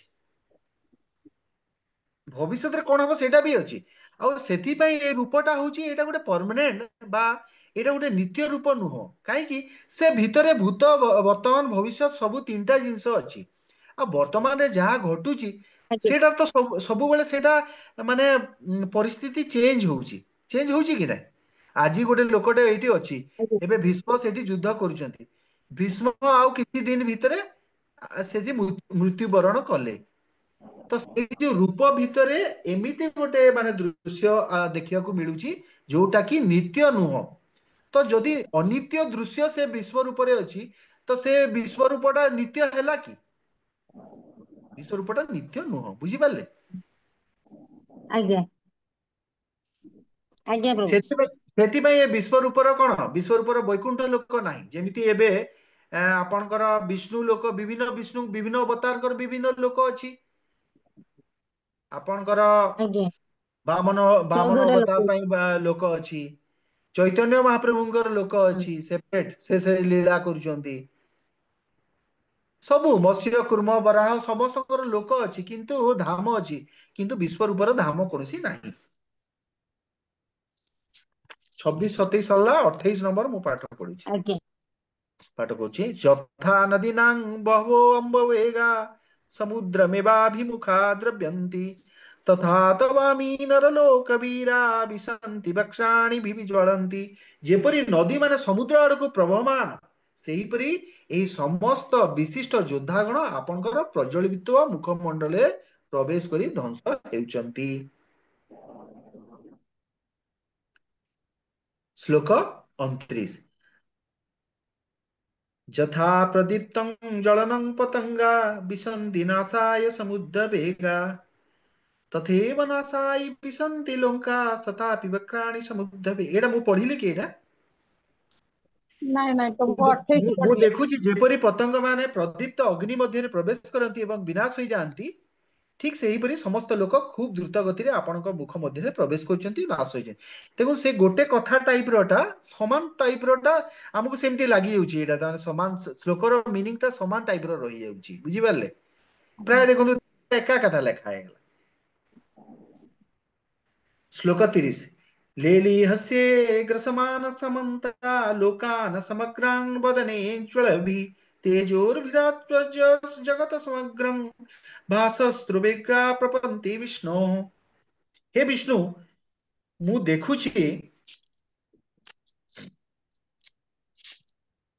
ମୁଁ ଦେଖୁଛି ଯେପରି ହେ ବିଷ୍ଣୁ, ମୁଁ ଦେଖୁଛି ଆପଣଙ୍କର ପ୍ରଜ୍ୱଳିତ ମୁଖ ସାହାଯ୍ୟରେ ଆପଣ ସବୁ ଲୋକଙ୍କୁ ଗ୍ରାସ କରୁଛନ୍ତି ଏବଂ ଆପଣଙ୍କର ଅକଳନୀୟ କିରଣ ସାହାଯ୍ୟରେ ସମଗ୍ର ବ୍ରହ୍ମାଣ୍ଡ ଅଧ୍ୟୟନ କରି ପକାଇଛନ୍ତି। ସମଗ୍ର ଲୋକକୁ ବ୍ୟତୀତ କରାଇ ଆପଣ ପ୍ରକାଶିତ ହୋଇଛନ୍ତି। ଏଇଠି ଗୋଟେ ଦେଖନ୍ତୁ ପ୍ରଜ୍ୱଳିତ ମୁଖ କଥା କୁହାଯାଇଛି, ମାନେ ଭଗବାନଙ୍କର ମୁଖରୁ ଅଗ୍ନି ବାହାରୁଛି। ଯେତେବେଳେ ଏଇ ଯୋଉ ପୃଥିବୀ ଧ୍ୱଂସ ହୁଏ ନା, ଧ୍ୱଂସର ଦେବତା କିଏ? ଶିବ ଭଗବାନ ନା। ଭଗବାନ ଧ୍ୱଂସ ଶିବଜୀ ସବୁ ବ୍ରହ୍ମାଣ୍ଡକୁ ତାଣ୍ଡବ ନୃତ୍ୟ ଦ୍ଵାରା ଧ୍ୱଂସ କରିବେ। ଆଉ ଗୋଟେ କଣ ହବ, ଏଇ ଯୋଉ ଅଗ୍ନିଟା, ଏଇ ଅଗ୍ନିଟା ଭଗବାନଙ୍କର ମୁଖରୁ ବାହାରିବ। ଭଗବାନଙ୍କର ମୁଖରୁ ବାହାରିକିରି ସମଗ୍ର ବ୍ରହ୍ମାଣ୍ଡ ସେଥିରେ ଜଳି ଯାଇକିରି ପାଉଁଶ ହେଇଯିବ। ଏଇଟା ଯେତେବେଳେ ଆପଣଙ୍କର ଧ୍ୱଂସ ଲୀଳାରେ ଏଇଟା ବର୍ଣ୍ଣନା କରାହୁଏ। ତ ଏଇଠି ଗୋଟେ ଜିନିଷରେ ଲେଖା ହେଇଛି ଦେଖନ୍ତୁ, आपणकर प्रज्वलित मुख साहाय्य आपण सब लोक ग्रास करछन्ती एवं आपणकर अकलनीय किरण साहाय्य समग्र ब्रह्मांड को आच्छादित करि पकेइछन्ती सबु लोक व्यथित ହେଇଯାଇଛି। श्लोक 31 आख्याहि मे को भवानुग्रह रूपो नमस्तु से देववर प्रसीद विज्ञातुमिच्छामि भवन्तमाद्यं नहि प्रजानामि तव प्रवृत्तिं। हे देवदेव उग्र रूप दयाकरी कहंतु आपण किए मु आपण को प्रणाम जणाउछि मो प्रति कृपा करंतु आपण हेचंती आदिपुरुष भगवान मु जाने नाही आपण को उद्देश्य कोन एहा मु सुनिया को इच्छा करे। अच्छा अर्जुन तो पूर्व श्लोक रे कहिले कि मोर सब संशय भगवान मोर सब दूर हो जाइछि संशय दूर हो जाइछि पुणी जेतेबेले विश्व रूप देखिछन्ती कोन कहिसन्ती भगवान आपण कहंतु आपण किए आपण माने आपण किए बोली भगवान को फिर पचारुचन्ती काहे कि एथिरे पुणी से एते भयंकर रूप देखिकरी से हाथ जोड़ी कहउचन्ती भगवान आपण प्रकृति रे किए पुणी थरे प्रश्न पचारिचन्ती आ जेतेबेले प्रश्नटा पचारले भगवान एबे कोन करिवे एबे 32 नंबर श्लोक भगवान पुणी एबे उत्तर देबे बुझि पारले। एबे श्लोक नंबर 32 श्री भगवान उवाच कालोऽस्मि लोकक्षय कृत प्रबुद्धो लोकान् समाहर्तुमिह प्रबुद्धः ऋते अपि त्वां न भविष्यन्ति सर्वे जे अवस्थिता प्रत्यनिकेषु योद्धा। श्री भगवान कहले मु काल अटे मु जगत मानकर क्षयकारी अटे एवं मु सबु लोक को विनाश करने को मु आसीची केवल तुम मानकर पांडव मान व्यतीत उभय पक्षर समस्त योद्धा विनष्ट हेबे। भगवान एथिरे अर्जुन को कहीदेले कि मु काल रूप रे मु अर्जुन एठी मु तो दीटा प्रश्न उत्तर देइछन्ती कोन मु काल अटे भगवान कर एठी काल रूप एठी भगवान वर्णना करछन्ती ये काल रूप रे कोन मु सबु मु लोक समूह ध्वंसकारी अटे। अच्छा कालटा आमे पूर्व श्लोक रे भी पढ़िले जे काल रूप रे भगवान कोन करंती सबु ध्वंस करि देंती काहाठारु जदि कोन छडे कि नबार अछि भगवान को तो भगवान काल रूप रे आसीगिरी मृत्यु ताकू दे देबे ता जहा जेते तार जस ऐश्वर्य थिबो तार गोटे क्षण भितरे ताटू छड़ेगिरी नहीं जिबे। लोक एते जो धनी लोक माने अछंती शह शह कोटी टंकार मालिक अछंती मृत्यु हेला परे से माने गोटे टंका भी से माने क्लेम करि परिबे एटा मोर बोलिगिरी तांगर कोठी जन्म हबो कोन सेटा भी से माने जानि नाथि आ भगवान जाहां को देबार थिबो भगवान ताकू जन्म रूप रे ताकू दे देबे। गोटे आपन को को गोटे राजा घरे धनी ऐश्वर्यवान लोक घरे जन्म कर देले आपण जन्म हेला मात्र के आपण हेले कोटिपति आपण हेले गोटे धनी लोक। तापरे द्वितीय कथाटा कोन केवल पांडव मान व्यतीत भगवान कहले उभय प्रकार योद्धा विनष्ट हो जिवे।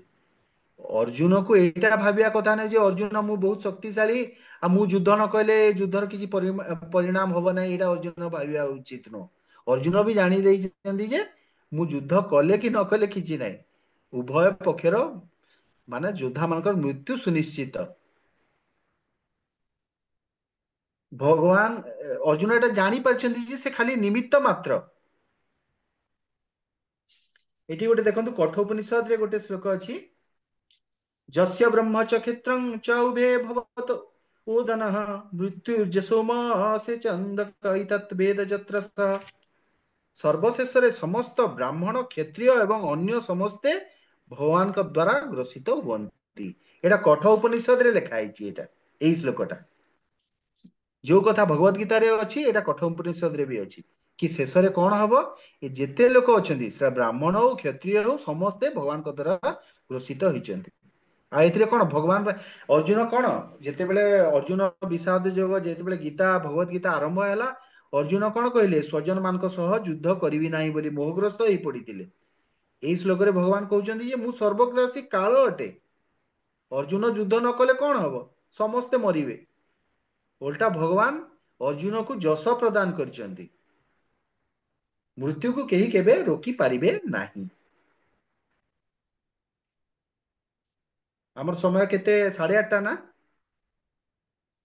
मते मते 8:30 रे जणेबे हला। श्लोक 33 तस्मात् त्वमुत्तिष्ठ अजसो लभस्य जित्वा शत्रुं भुवङ् राज्य समुद्धं मयेवेते निहतां पूर्वमेव निमित्तमात्रं भव सव्यसाचिन्। हे सव्यसाची तेणु उठ एबे भगवान कौन कहले तमे युद्ध करने को प्रस्तुत हुआ एवं गौरव लाभ कर भगवान अर्जुन को गौरव देवाई चेष्टा कर माने चाहिए शत्रु मान को जिणी समृद्धिशाली राज्य भोग कर से माने मोर पूर्व व्यवस्था अनुଯାयी मरी सारी एवं हे सव्यसाची तुम्हें केवल ये युद्धर निमित्त मात्र हुआ यही श्लोक अर्थात भगवान कही कि तुमे एथिरे किछि करूनो तमे जदि एटे युद्ध न करिवो एबे भी जदि तमे विषादग्रस्त हबो ताहले कोन हबो अवस्था कोन हबो ना मु ऑलरेडी माने समस्त को मारी साइछि मृत व्यक्ति मान को तमे मारिबो एथुर भक्त कोन बुझिबा कथा जे आमे माने भी जो संसार भितरे आमे जो रहिछु आमु बेले बेले बहुत डर लागि जाउछि कि भविष्यत ता कोन हबो जने भक्ति मार्ग रे भक्त आसिला तार भय रहिबा कथा नु से यदि भगवान कर इच्छा रे तार इच्छा भक्तर इच्छा मिले सारी तो से ताकू कर्ता निजो कहीं भाविबो एई श्लोक पाठ करी भक्तर गोटे हृदय रे गोटे भाव आसीबा कथा जे नाही भगवान मो पई अछंती जहा भी हेबो मंगल हो मु कोनसी जिंस रे कोनसी परिस्थिति को मु डरिबी नाही एठी भगवान सव्यसाची बोली कहले सव्यसाची रो अर्थ कोन भागवत प्रभु कहिबे सव्यसाची रो अर्थ बा अन्य माताजी माने कहंतु सव्यसाची काहू कहा जाय प्रभु ये दिया लिखाई भावार्थ हाँ सव्यसाची शब्द अर्थ होउछि जे युद्ध क्षेत्र में खूब दक्ष भाव में सर मारी पारे बस प्रभु ये दिया आज्ञा भावार्थ अछि तो एठी अर्जुन माने दक्ष योद्धा हितबारु तांको सव्यसाची कहा गला आ भगवान तांको कहउछि तमे निमित्र मात्र हुआ बुद्धिमान व्यक्ति जानी थाए जे भगवान जानी था परम पुरुष भगवान कर व्यवस्था अनुଯାयी समग्र जगत चलीछि किंतु जे बुद्धिमान नुह जे मूर्ख लोक से कोन भाबुछि मु करूछि मु जदि न हेले आउ एटा कोनोसी काम हे परिबनी आ गोटे कथा जानिछन्ती सांसारिक लोक मानकर गोटे खराब गोटे गुण अछि जोड़ा भक्त माने सेई टाइप रो केबे भी हवा कथा नु जदि कोनोसी किछि भलो हेई गला ताहेले सांगे सांग माने से लोकटा कहूछि ना मु चेष्टा करथिली तो मु बहुत माने परिश्रम करथिली आ सेति भाई ए जिंसटा हैला आ जदि किछि ମୁଁ खराब ମୋର हैला माने तो सांगे सांग भगवान को दोष दे दो भक्त जी कोन ମୁଁ भक्त ମୋର भलो कहंतु माताजी ନା ମୁଁ କହିଲି ସବୁବେଳେ ସାଂସାରିକ ଲୋକ କହିବେ ମୁଁ ଆଉ ମୋର ମାନେ ହଁ ସବୁବେଳେ କହିବେ, ମୁଁ କରୁଛି ମୋର ଏଇ मोर ଦିଟାକୁ ସବୁବେଳେ କହିବେ ମୁଁ ମୋର। ଆଜ୍ଞା जदि भलो हेगला तांको संगे रे जदि माने गोटे एग्जाम रे पास हे गेले स्टूडेंट माने देखिबे इंटरव्यू तांकर निया हुए स्टूडेंट मानकर ଆଜ୍ଞା सांगे सांग कहबे ना मु टिके मोर ମୁଁ କରିଛି। मोबाइल टा मु टिके दूर रखिथिली मोबाइल मु देखिनी एका 3 मास आ मु भलो पाठ पढिली आउ सेति पई मु माने एइटा सफल हेइची किबा से माने बेसी बेसी भल लोक कहबे मो बापा मांकर एइटा हेले किंतु किए गोटे एमती इंटरव्यू रे आपण सुनिया को पाइछंती जे कहबो भगवान को कृपारु आ जदि जने सेपरि किए कहूची ताले निश्चय से गोटे बहुत माने भाग्यवान बहुत भलो कथा अच्छा एइटा आमे आज सारिले 32 नंबर अध्याय 32 नंबर श्लोक पर्यंत सारिले तापर आमे 33 को नेक्स्ट क्लास रो करिबा देखो तो कहबे ए श्लोक गुटाकरे किछि एक्सप्लेनेशन नाही सेति में ए श्लोकटा सुनिया को ना एते माने रस माने आपन को एते मधुर लागिबने स्मृति मधुर हबने खाली एमती टेक्निकल जिंस खाली अछि भावार्थ गुडा भी खाली गोटे गोटे लाइन गोटे गोटे सेंटेंस रे अछि जोठी भक्तिर कथा नथिबो माने एई टाइप रो किंतु भगवान को प्रत्येक जिंस हमको इंटरेस्ट लागिया कथा नहले हमर अपराध किंतु कोन करिवे एई जिंस रे बेसी एथिरे आपनकर भावार्थ नाही किबा एक्सप्लेनेशन नाही तो एथि पई आजी रे आमे रखिबा एतिकी रखिबा पुणी आमे करिबा हमर जाईची 32 जाईची 33 रु पुणी जिबा जोथरे भगवान एबे कहिबे कि तमे उठ आ युद्ध कर बोली कहिबे ए अध्याय रे केतेटा श्लोक अछि कहले 55 55 55 55 तो एइटा पुणी आमे जिबा देखिबा केतेटा एइटा सरुची एथिरे आपनकर देखंतु कोर्स प्राय एबे देखंतु आपण 11 नंबर पहुंची गेले आ 12 नंबर अध्याय रे बेसी नाही 20 टा श्लोक अछि କାଲି ଏକ୍ସାମ ଅଛି, ओ काली आपण କାଲି एग्जाम ଆମର अछि ଏକ୍ସାମ ଅଛି प्रिपेयर ସନ୍ଧ୍ୟା। करछंती सब ଆଜ୍ଞା प्रभु जी हमर ଟିକେ कृपा करନ୍ତୁ ଆମର କିଛି ମନେ ପଡେ ଆମେ ଠିକ ସେ କରିବୁ।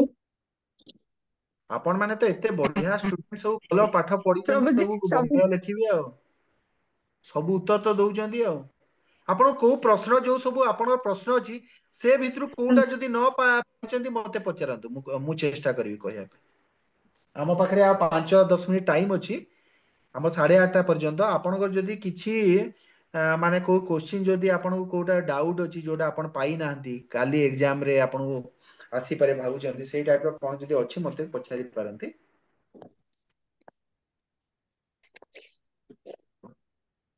ଏବେ ସିଲାବସ ଟା ପାଖରେ ଆଣିଲେ। ହରେ କୃଷ୍ଣ हरे आज्ञा कृष्ण प्रभु जी। ହରେ କୃଷ୍ଣ ପ୍ରଭୁ। आज्ञा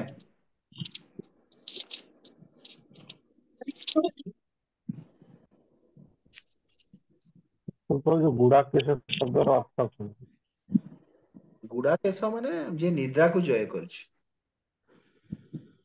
गुड़ाक माने निद्रा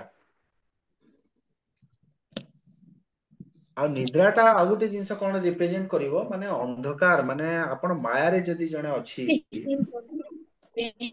से निद्रा को जे जय करछि माने जहा भितरे अज्ञानता नाही जहा भितरे अज्ञानता नाही से होछि गुड़ाकेश जहा पे भितरे अज्ञानता अछि बा अंधकार अछि गुड़ाक शब्दर अर्थ दीटा अर्थ एइथि आपण लिखिबे निद्रा को जे जय करछि लिखिबे बुझि पारले मते चैप्टर कहिबे आ क्वेश्चन नंबर कहिबे जदी मु जानि पारिबे। अच्छा प्रभु जो चैप्टर नंबर 6 रे हमर गोटे प्रश्न अछि आज्ञा जो अष्टांग योगर नीति हरे गुड़िक कृष्ण प्रभु जी। कृष्ण कृष्ण भावनामृत मध्य विद्यमान ता प्रमाण करंतु। केते नंबर क्वेश्चन एटा होची 11 नंबर प्रश्न ए जो ये प्रबंध प्रश्नावली। अच्छा अष्टांग योग पद्धति और यार उद्देश्य वर्णना करंतु सेटा तो କୃଷ୍ଣ ता परडा ता पर ता पर अष्टांग योगर नीति गुड़िक कृष्ण भावनामृत मध्य विद्यमान ता प्रमाण करंतु। ता अच्छा पूर्वटा अछि 10 ହରେ नंबरटा କୃଷ୍ଣ ପ୍ରଭୁ जी हाँ ଅଷ୍ଟାଙ୍ଗ ଯୋଗ ହେଲେ ଯୋଉଟା ଯମ ନିୟମ ପ୍ରାଣାୟାମ ଆସନ ପ୍ରତ୍ୟାହାର ଆଜ୍ଞା ଏଗୁଡା 8ଟା ଅଛି ତାଙ୍କର ଆଜ୍ଞା ଆଜ୍ଞା ଏଇ ଯୋଉ ଯୋଗ ମାନେ ହୁଁ, ସେମାନେ କଣ ଯୋଗ ଯୋଗ ବଳରେ ଏଇ ଯୋଗୀ ମାନେ ଅଷ୍ଟାଙ୍ଗ ଯୋଗ ବଳରେ ସେମାନେ ପ୍ରାପ୍ତ ହୁଏ କିନ୍ତୁ ଆକ୍ଚୁଆଲି ଆମେ ଯଦି ଭକ୍ତି ଦିଗରେ ଆମେ ଯିବା ଭଗବାନଙ୍କୁ ପାଇବା ତାହେଲେ ଆମେ ସେଇଟାକୁ କାରଣ ସେମାନେ ଯୋଗ ବଳରେ ଗଲେ ବି ବ୍ରହ୍ମଜ୍ୟୋତି ଯାଏ ଯାଇକିରି ସେମାନେ ପୁଣି ତାଙ୍କର ରିଟର୍ଣ ଅଛି କିନ୍ତୁ ହୁଁ, ଯେଉଁମାନେ ଭଗବାନ ପାଖକୁ ଯିବେ ତାଙ୍କର ଆମେ ଚାହିଁବା କଣ ଆମର ରିଟର୍ଣ ହବ କେମିତି ଆମେ ଭକ୍ତି ଦିଗରେ ଯାଇଲେ ଆମେ ଗୋଲୋକ ଧାମ ଯିବା। ଆଜ୍ଞା ହରେ କୃଷ୍ଣ ପ୍ରଭୁ ଏଇଆ ନା ଆଜ୍ଞା ନାଇଁ ଆଜ୍ଞା ଆଜ୍ଞା ଠିक କହିଛନ୍ତି। ଏବେ ପ୍ରଭୁ ଯୋଉ କ୍वेଶ୍ଚିନ୍ ପଚାରିଲେ କି ଅଷ୍ଟାଙ୍ଗ ଯୋଗର ନୀତି ଗୁଡିକ ଆଜ୍ଞା କୃଷ୍ଣ ଭାବନାମୃତ ମଧ୍ୟରେ ମାନେ ଅଛି ବିଦ୍ୟମାନ ତାହା ପ୍ରମାଣ କରନ୍ତୁ। ଅଷ୍ଟାଙ୍ଗ ଯୋଗର ଶରୀର ମନ ଓ ଆତ୍ମାକୁ ପରମାତ୍ମାଙ୍କ ଠାରେ କେନ୍ଦ୍ର କରାଯାଏ। ଅଷ୍ଟାଙ୍ଗ ଯୋଗଟା ସେଇଟା ତ ଆଜ୍ଞା କୃଷ୍ଣ ଭାବନାମୃତରେ ହଁ ଏବେ ଆପଣ କଣ ଲେଖିବେ ଦେଖନ୍ତୁ କୃଷ୍ଣ ଭାବନାମୃତରେ ଶରୀର ମନ ଓ ଆତ୍ମା କୃଷ୍ଣଙ୍କ ଠାରେ କେନ୍ଦ୍ର କରାଯାଏ ହେଲା। ଅଷ୍ଟାଙ୍ଗ ଯୋଗରେ କଣ କୋଉଥିରେ କେନ୍ଦ୍ର କରୁଛନ୍ତି ଆପଣ କୁହନ୍ତୁ ଭାଗବତ ପ୍ରଭୁ ଅଷ୍ଟାଙ୍ଗ ଯୋଗରେ ଆପଣଙ୍କ ଶରୀର ମନ ଆତ୍ମାକୁ କୋଉଥିରେ କେନ୍ଦ୍ର କରୁଛନ୍ତି ପରମାତ୍ମାଙ୍କ ଠାରେ परमात्मा पाखे ठारे ଆଉ ଏଇଠି ଭକ୍ତି ଯୋଗରେ କୋଉଠି କରୁଛନ୍ତି भगवान ठारे ଭଗବାନ ଶ୍ରୀକୃଷ୍ଣଙ୍କ ଠାରେ ଭଗବାନ କୃଷ୍ଣ ବୁଝିପାରିଲେ ଅଷ୍ଟାଙ୍ଗ ଯୋଗୀ ପରୋକ୍ଷ ଭାବରେ କୃଷ୍ଣ ଭାବନାମୃତ ଅଟେ ପ୍ରତ୍ୟକ୍ଷ ଭାବରେ ସେ ନୁହଁ ଅଷ୍ଟାଙ୍ଗ ଯୋଗୀ ବି ସେ କରୁଛି ପରମାତ୍ମା ଟା କିଏ ଭଗବାନ କୃଷ୍ଣଙ୍କର ସ୍ୱଂଶ ଆମେ ପଢିଲେ ତ ସେ ବି ଆଜ୍ଞା ପରୋକ୍ଷ ଭାବରେ ଭଗବାନ ଶ୍ରୀକୃଷ୍ଣଙ୍କର ଆରାଧନା କରୁଛି କିନ୍ତୁ କୃଷ୍ଣ ଭାବନାମୃତର ଯେ ବ୍ୟକ୍ତି ସେ କଣ କରୁଛି ପ୍ରତ୍ୟକ୍ଷ ଭାବରେ ଭଗବାନଙ୍କର ଏଇଟା କରୁଛି ପରମାତ୍ମା ହଉଛନ୍ତି ତାର ଲକ୍ଷ୍ୟ ଅଷ୍ଟାଙ୍ଗ ଯୋଗୀର ଆଉ ଭକ୍ତର ଲକ୍ଷ୍ୟ ହଉଛନ୍ତି ଭଗବାନ ଶ୍ରୀକୃଷ୍ଣ ତାପରେ ଅଷ୍ଟାଙ୍ଗ ଯୋଗୀ ଏକାକୀ ସ୍ଥାନରେ ସାଧନାରତ ହୁଏ ଭକ୍ତ ମାନେ ସାଧୁ ସଙ୍ଗରେ ରହନ୍ତି ଡିଫରେନ୍ସ ଟା ଦେଖନ୍ତୁ ଆମକୁ କଣ କୁହାଯାଉଛି ସାଧୁ ସଂଘ ନିମିତ୍ତ ମାତ୍ର ସାଧୁ ସଂଘ ବି सर्वशास्त्र ବହୁତ ବଡ ବୁଝିପାରିଲେ କିନ୍ତୁ ସେମାନେ କଣ କହିବେ ସେମାନେ ଏଇ ସାଧୁ ସଂଘରେ କରିପାରିବେ ଅଷ୍ଟାଙ୍ଗ ଯୋଗ ଆମେ ତ ପୁରା ସାଧୁ ସଂଘ କରିକି କୀର୍ତ୍ତନ କରିବା ପୁରା ଉଦଣ୍ଡ କୀର୍ତ୍ତନ କରାହଉଛି ସେ ଚୈତନ୍ୟ ମହାପ୍ରଭୁ ଉଦଣ୍ଡ କୀର୍ତ୍ତନ କରୁଥିଲେ कृष्ण चेतनशील व्यक्ति ପାଇଁ ଏକାକୀ ସ୍ଥାନର ଅର୍ଥ ହେଲା ଅସତ୍ସଙ୍ଗ ବର୍ଜନ। ମାନେ ଯୋଉ ଆମ ପାଇଁ ଏକାକୀ ମାନେ କଣ କହିଲେ, ତାଙ୍କର ଯୋଉଟା ଏକାକୀ ତାଙ୍କର ନିୟମ ଅଛି ଏକାକୀ। ଆମର ଏକାକୀ କଣ, ଆମେ ଅସତ୍ସଙ୍ଗ ମାନେ କରିବା ନାହିଁ। ମାନେ ଯୋଉମାନେ ଭକ୍ତ ନୁହନ୍ତି, କର୍ମୀ ଲୋକମାନେ, ସେମାନଙ୍କର ସଙ୍ଗରେ ବା ମାନେ ଯୋଉମାନେ ଭକ୍ତ ନୁହନ୍ତି ତାଙ୍କ ସାଙ୍ଗେ ଆମେ ସଙ୍ଗ କରିବାନି, ସେଇଟା ହଉଛି ଆମ ପାଇଁ ଏକାକୀ। ଏଇଟା ବି ଆପଣ ମେନସନ କରିବେ। ଉଭୟ ଅଷ୍ଟାଙ୍ଗ ଯୋଗୀ ଓ ଭକ୍ତ ଯଥାକ୍ରମେ ଚତୁର୍ଭୁଜ ବିଷ୍ଣୁ ଓ ଭଗବାନ ଶ୍ରୀକୃଷ୍ଣଙ୍କର ଆରାଧନା କରି ପରମାନନ୍ଦ ପ୍ରାପ୍ତି କରନ୍ତି। ଅଷ୍ଟାଙ୍ଗ ଯୋଗୀ ଦେଖନ୍ତୁ, ଗୋଟେ ବ୍ରହ୍ମ ଯିଏ ବ୍ରହ୍ମ ଆରାଧନା କରୁଛି ତାଠୁ ବେଟର ଅଷ୍ଟାଙ୍ଗ ଯୋଗୀ। କାହିଁକି, ପରମାତ୍ମାଙ୍କ ରୂପ କଣ, ଚତୁର୍ଭୁଜ ନା, ଚତୁର୍ଭୁଜ ବିଷ୍ଣୁ ପରମାତ୍ମା ନା। ଯୋଉ ମୁକୁନ୍ଦ ପ୍ରିୟା ମାତାଜୀ ଯୋଉ ଆପଣ କହିଲେ ବ୍ରହ୍ମଜ୍ୟୋତିକୁ ପ୍ରାପ୍ତ ହେବେ, ଯୋଉ କହିଲେ ବ୍ରହ୍ମଜ୍ୟୋତିକୁ ପ୍ରାପ୍ତ ତ ଜ୍ଞାନୀ ଲୋକମାନେ ହଉଛନ୍ତି, ଯୋଉମାନେ ଆଜ୍ଞା ବ୍ରହ୍ମକୁ ପୂଜା କରୁଛନ୍ତି। କିନ୍ତୁ ଏଥିରେ ଦେଖନ୍ତୁ ଯୋଗୀ ମାନେ କି ଚତୁର୍ଭୁଜ ବିଷ୍ଣୁଙ୍କୁ ପ୍ରାପ୍ତ କରୁଛନ୍ତି ନା, ତାଙ୍କଠୁ ଆଉ ଟିକେ ବେଟର ଏମାନଙ୍କ ପୋଜିସନ ଟା। ଅଷ୍ଟାଙ୍ଗ ଯୋଗୀ ଆଜ୍ଞା ସାତ୍ବିକ ଆହାର ଗ୍ରହଣ କରନ୍ତି। ଆଉ ଭକ୍ତ କଣ ଗ୍ରହଣ କରେ? ଭକ୍ତ କଣ ଗ୍ରହଣ କରେ? ଆମେ କି ଆହାର ଗ୍ରହଣ କରୁଛୁ କହିଲେ? ଗୋଲୋକ ବୃନ୍ଦାବନକୁ ଯିବା ପାଇଁ। ନାଇଁ ନାଇଁ, ମୁଁ କହିଲି ଆହାର, ମାତାଜୀ ଆମେ କି ଆହାର ଗ୍ରହଣ କରୁଛୁ? ପ୍ରସାଦ ଆମେ ଭଗବାନ। ଅନ୍ନ ମରୁଛନ୍ତି, ଆମେ ଅନ୍ନ। ପ୍ରସାଦ। ଆପଣ କୃଷ୍ଣ ପ୍ରସାଦ, କୃଷ୍ଣ ପ୍ରସାଦ। ଆମେ ଯୋଉଟା ବାସ୍, କରୁଛେ ଭଗବାନଙ୍କ କୃଷ୍ଣ ଆପଣ ପ୍ରସାଦ। ଆପଣ ଆଉ କହିବେନି, ଆପଣ କିଛି ଆଉ ଅନ୍ନ ଡାଲି କିମ୍ବା ମାନେ ଆଉ କିଛି କହିବେନି। ଆପଣ ଖାଲି କୃଷ୍ଣ ପ୍ରସାଦ କହିବେ। ଅଷ୍ଟାଙ୍ଗ ଯୋଗୀ ମାନେ ସାତ୍विକ ଭୋଜନ କରିବେ। ଆମେ କଣ ଅଷ୍ଟାଙ୍ଗ ଯୋଗୀ କି ସାତ୍ବିକ ଭୋଜନ କରିବା? ଆମେ ପୁରା କୃଷ୍ଣ ପ୍ରସାଦ ଗ୍ରହଣ କରିବା। ଆଜ୍ଞା, କୃଷ୍ଣଙ୍କୁ ଅର୍ପଣ କରିକି ଆମେ ଯୋଉଟା କହୁଛେ ସେଟା କୃଷ୍ଣ ପ୍ରସାଦ ବୋଲି ଆମେ ଗ୍ରହଣ କରୁ। ହଁ, ଆଜ୍ଞା କୃଷ୍ଣ ପ୍ରଭୁଜୀ ଭକ୍ତ। 1 ନମ୍ବର ଅଧ୍ୟାୟର ଏଇଟା ସରିନି, ଆଉ ଦି ସେଣ୍ଟେନ୍ସ ଅଛି। ଏଇ କୋଶ୍ଚିନ୍ ଟା ଆଉ ସରିଯିବ, ଏବେ ବେଶୀ ଲମ୍ବା କରିବାନି। ଶୁଣନ୍ତୁ, କୃଷ୍ଣ ଭକ୍ତ ଅଷ୍ଟାଙ୍ଗ ଯୋଗୀ ଅତ୍ୟାହାରକୁ ବର୍ଜନ ଉଭୟ କରିବେ। ବୁଝିପାରିଲେ? ଉଭୟଙ୍କୁ ଭୋଗ ଓ ଐଶ୍ୱର୍ଯ୍ୟ ଇନ୍ଦ୍ରିୟ ତୃପ୍ତିର ପରିତ୍ୟାଗ କରିବାକୁ ହୁଏ। ଅତ୍ୟଧିକ ନିଦ୍ରା ଉଭୟଙ୍କ ପାଇଁ ବର୍ଜିତ। ମନ ସଂଯମିତ ହେଲେ ଅଷ୍ଟାଙ୍ଗ ଯୋଗୀ ସମାଧି ସ୍ତର ପ୍ରାପ୍ତ ହୁଏ। କିନ୍ତୁ କୃଷ୍ଣ ଭକ୍ତ ଅନବରତ ଆଉ ଅବିଚଳିତ ଭାବରେ କୃଷ୍ଣ ସେବାରେ ଥାନ୍ତି ଆଉ ସମାଧି ଅବସ୍ଥାରେ ଥାନ୍ତି। ଆପଣ ଦେଖିବେ ଭକ୍ତ ମାନେ ବି ସମାଧି ଅବସ୍ଥାରେ ଅଛନ୍ତି, ସର୍ବଦା କୃଷ୍ଣ ଚେତନଶୀଳ ସେମାନେ। ଯୋଉମାନେ ଶୁଦ୍ଧ ଭକ୍ତ ସେମାନେ ସମାଧି ଅବସ୍ଥାରେ ଅଛନ୍ତି, କୃଷ୍ଣଙ୍କ ସେବାରେ ଅଛନ୍ତି। ଆଜ୍ଞା ତ ଏଇ ପ୍ରଶ୍ନଟା ଭାଗବତ ପ୍ରଭୁ ମାନେ ଆପଣ ଏଇ ସବୁ ମାନେ ପଏଣ୍ଟ ମାନେ ଆପଣ ଏଇଟା ନୋଟିସ ରେ କଲେ ତ? ଏଇଟା କଲେ, ଏଇଟା ଆପଣ ଲେଖିବେ। ଆଉ ବି ଅଧିକା ପଏଣ୍ଟ ଲେଖିପାରନ୍ତି, ମୁଁ ଏତିକି ପଏଣ୍ଟ ଆପଣଙ୍କୁ କହିଲି, ଆପଣ ଆଉ ବି ଯୋଡି ଲେଖିପାରନ୍ତି। ଠିକ ଅଛି। ପ୍ରଭୁଜୀ ଅଷ୍ଟାଙ୍ଗ ଯୋଗର ହଁ, କହନ୍ତୁ ମାତାଜୀ ଏବେ। ପ୍ରଭୁଜୀ ପ୍ରଥମ ଅଧ୍ୟାୟର 3 ନମ୍ବର କୋଶ୍ଚିନ୍ ର ଗ ଟା ଦେଇଛି, ସାଧକଙ୍କ ଜୀବନରେ ହଁ, ଅଶୁଭ ସଂକେତ ସମୂହର ତାତ୍ପର୍ଯ୍ୟ। ସାଧକଙ୍କର ଏଇଟା ଆମେ କିଛି ବୁଝିପାରିଲୁନି। କଣ ଲେଖା କୋଶ୍ଚିନ୍ ଟା ମତେ ଟିକେ ଦେଖିବାକୁ ପଡିବ। ପ୍ରଥମ ଅଧ୍ୟାୟ 3 ନମ୍ବର କୋଶ୍ଚିନ୍ କ ଖ ଗ ଦେଇଛି, ଗ ଟା ପ୍ରଭୁଜୀ। କୋଉଠି ରଖିଲି ନା ଏଇଟା?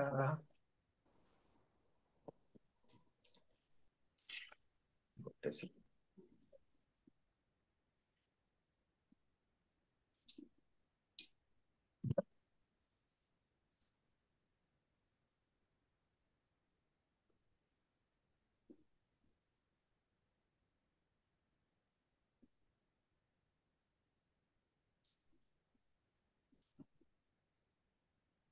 ପ୍ରଥମ ଅଧ୍ୟାୟ କହିଲେ ନାଇଁ? ଏଇଟା 21 ପୃଷ୍ଠା, ଆମର 21 ପୃଷ୍ଠା।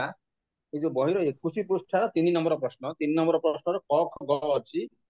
ସେ ମାତାଜୀ ପଚାରିଲେ, ଗ ଟା ପଚାରିଲେ, ସାଧକଙ୍କ ଜୀବନରେ ଅଶୁଭ ସଂକେତ ସମୂହର ତାତ୍ପର୍ଯ୍ୟ। ମୁଁ ଆକ୍ଚୁଆଲି କଣ କି ସେଇଟା ଯୋଉଟା ଅଶୁଭ ସଂଖ୍ୟାର ତାତ୍ପର୍ଯ୍ୟ ନା, ଠିକ ଅଛି, ମୁଁ ସେଇଟା ତ ପାଉନି। କିନ୍ତୁ ଫେର ବି ମୁଁ ମନେ ପକେଇକିରି ଆପଣଙ୍କୁ କହିବି।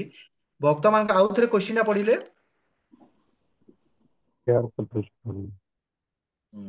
ସାଧକଙ୍କ ଜୀବନରେ ଅଶୁଭ ସଂକେତ ସମୂହର ତାତ୍ପର୍ଯ୍ୟ।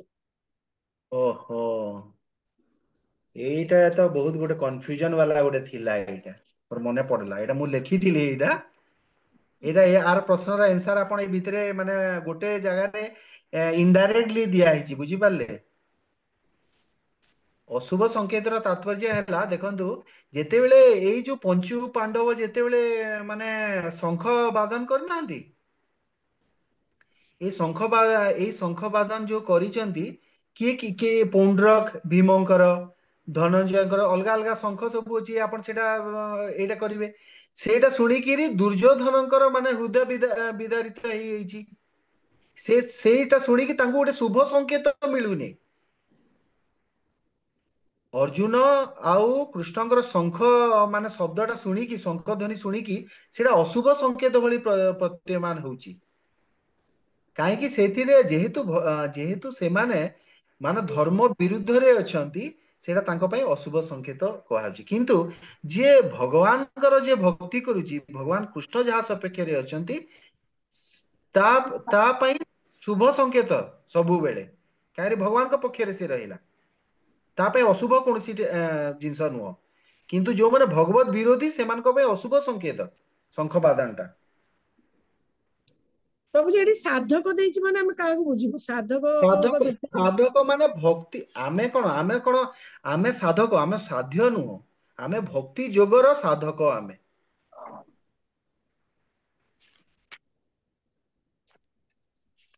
से प्रभु प्रभु आज्ञा एटा उत्तरटा मु एभलिया ताकू लिखिछि हाँ मु एटा लिखिछि साधकଙ୍କ जीवन रे अशुभ संकेत समूहर तात्पर्य मु लिखिछि हाँ धृतराष्ट्र दुर्योधन ओ तांकर भाई माने साधक किंतु भगवानଙ୍କର भक्त न होइथिबा कारणरू सेमानଙ୍କ ठारे निम्नलिखित अशुभ संकेत प्रकाश पाइथिला आज्ञा एक नंबर रे धृतराष्ट्रଙ୍କର पुत्र माने अधार्मिक ओ भगवानଙ୍କୁ ईर्ष्या करूथिबा कारणरू तांको पुत्र हाँ मानଙ୍କର विजय ପାଇଁ से संदिहान थिले एक नंबर बस बस दुई बस नंबर रे दुई नंबर रे पांडव मानଙ୍କର सैन्य सज्जा देखि दुर्योधन भीतत्रस्त होई पड़थिले दुई नंबर तीन हाँ नंबर दुर्योधन अभक्त थिबारु से द्रोणाचार्यଙ୍କର धृष्टद्युम्नଙ୍କ प्रति थिबा उदारताକୁ स्वीकार करूनथिले चारि नंबर रे भीम और अर्जुनଙ୍କର बलबीर्यକୁ ମଧ୍ୟ दुर्योधन भय करूथिले आज्ञा पांच नंबर रे पांडव पक्षर वीर मानଙ୍କର शंख ध्वनि शुणी धृतराष्ट्रଙ୍କର पुत्र मानଙ୍କର हृदय विदीर्ण होई पड़िथिला बस एटा बस मु पढ़ी पॉइंट बाहर करछि मु भी से पॉइंट गुडा लिखिछि एबे तो अवश्य मु से पाइलिनी काहे कि से माने कोठी रखी दीची प्राय जो आपण पॉइंट गुडा कहले प्राय सेही पॉइंट गुडा मु भी लिखिछि लास्ट पॉइंटटा सेटा शंख शब्द सुनी कि हृदय विदीर्ण हैला और आपण भी आउ तीन चारटा पॉइंट जो जोड़ी चंदी बहुत सुंदर है सेटा लिखिबे आपण सेटा सब अछि भीम हाँ प्रभु जी भीमार्जुन प्रभु जी ये दिना ये कोन क्वेश्चन किंतु आंसर टा एटा डायरेक्ट को तात्पर्य रे लेखा ही नहीं एटा आपन को दी तीनटा जगह रे एटा आपन कलेक्ट करिकि लिखिया पड़िबो आपण सेमती करचंती तो भागवत प्रभु एटा तो कौन सी उत्तर एमती मुझे कलेक्शन करछि हां हां गोटे जगह नहीं तब विभिन्न जगह कलेक्शन कर पढ़ाई ता आज्ञा भीतर आज्ञा आज्ञा आज्ञा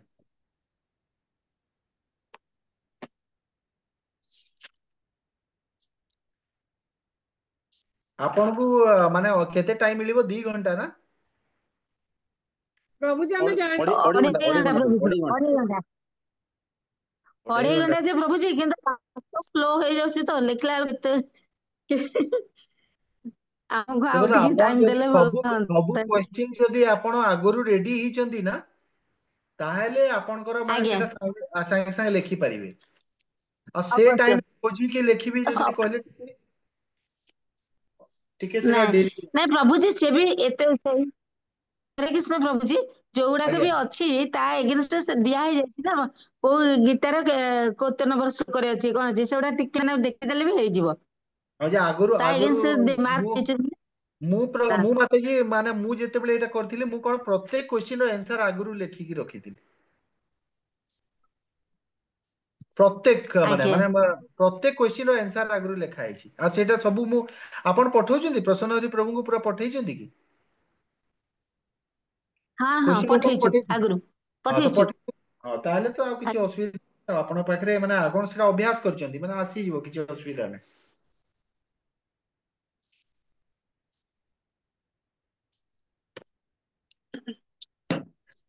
8:30 ହେଲା ଯୋଉ ମାତାଜୀ ମାନଙ୍କ ସେବା ଅଛି ସେମାନେ ଯାଇପାରନ୍ତି ନା ଆଉ କଣ ଅଛି ଯଦି ପଚାରନ୍ତୁ ନହେଲେ କ୍ଲାସ କୁ ଆମେ ସ୍ଥଗିତ କରିବା ପଏଣ୍ଟ ଅଫ୍ କରିବା ପ୍ରଭୁଜୀ ପଏଣ୍ଟ ଆଉ ଅଫ୍ ଆପଣ ଆଉ ଯଦି କିଏ କୁହନ୍ତୁ ପଚାରିବେ ମାତାଜୀ।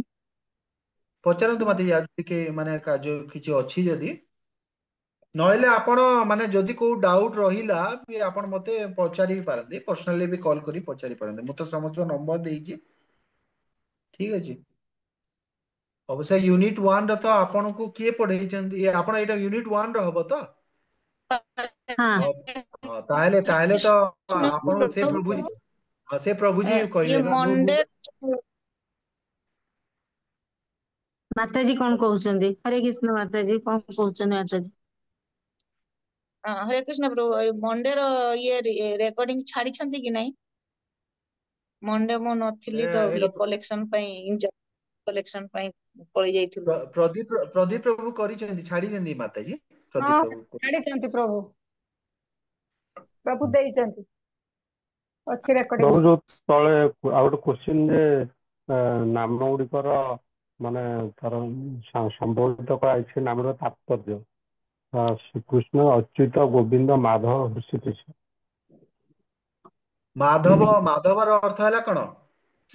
ମାଧବ ମାଧବ ମାନେ, ଧବ ମାନେ ହଉଛନ୍ତି ସ୍ଵାମୀ। ମାତା ଲକ୍ଷ୍ମୀଙ୍କର ସ୍ଵାମୀ ଯିଏ ସେ ମାଧବ। ଏଠି ଦି ଜଣଙ୍କର ସ୍ଵାମୀ କଥା କୁହାଯାଉଛି, ମାତା ଲକ୍ଷ୍ମୀ ଆଉ ମାତା ସରସ୍ୱତୀ। ଆଉ କଣ ଅଚ୍ୟୁତ କହିଲେ କି? ଆଜ୍ଞା ଆଜ୍ଞା। ଅଚ୍ୟୁତ ହେଲେ ଯିଏ ନିଜ ସ୍ଥିତିରୁ କେବେ ଚ୍ୟୁତ ହୁଅନ୍ତି ନାହିଁ। ନିଜ ସ୍ଥିତିରୁ ଭଗବାନ କେବେ ଚ୍ୟୁତ ହେବେ ନାହିଁ। ସେ ହଉଛନ୍ତି ପରମ ପୁରୁଷ ଭଗବାନ ଶ୍ରୀକୃଷ୍ଣ। ସ୍ଥିତିରୁ ଚ୍ୟୁତ କଥା ବୁଝିପାରିଲେ? ଆପଣ ସେଇଟା ଲେଖିବେ, ନିଜ ସ୍ଥିତିରୁ ଯିଏ ଚ୍ୟୁତ କେବେ ହୁଅନ୍ତି ନାହିଁ ସେ ହଉଛନ୍ତି ଅଚ୍ୟୁତ।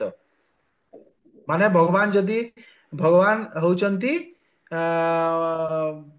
ପରମେଶ୍ୱର ସର୍ବଶକ୍ତିମାନ, ଷଡ ଐଶ୍ୱର୍ଯ୍ୟ ଯୁକ୍ତ। ଆଜି ଭଗବାନ ଧନୀ ଅଛନ୍ତି, କାଲି ଗରିବ ହେଇଯିବେ ନାହିଁ।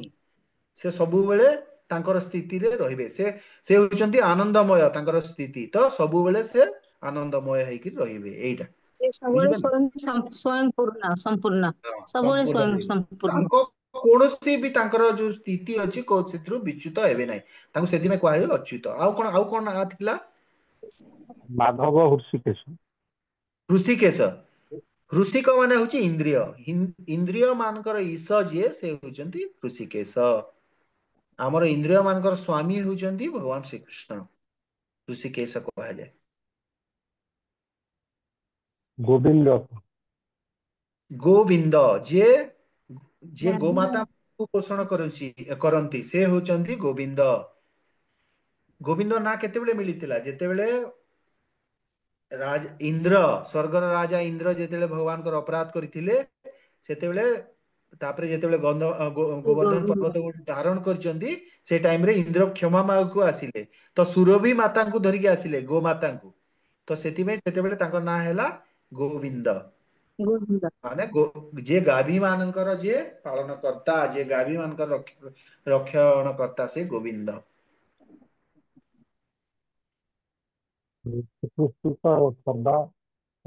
ହଁ, କଣ କହିଲେ?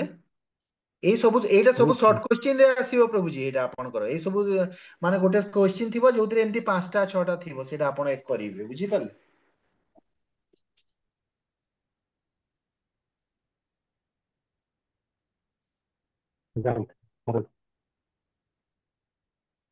ଠିକ ଅଛି, ବାଞ୍ଛା ରଖିବା ଏଇନା।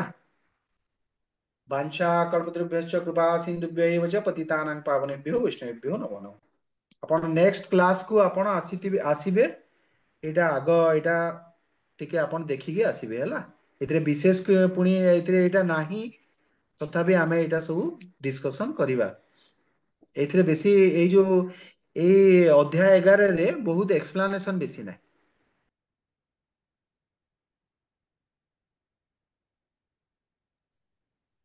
ସବୁ ଭକ୍ତମାନଙ୍କ ଚରଣରେ ମୋର ଦଣ୍ଡବତ ପ୍ରଣାମ। ରଖିବା।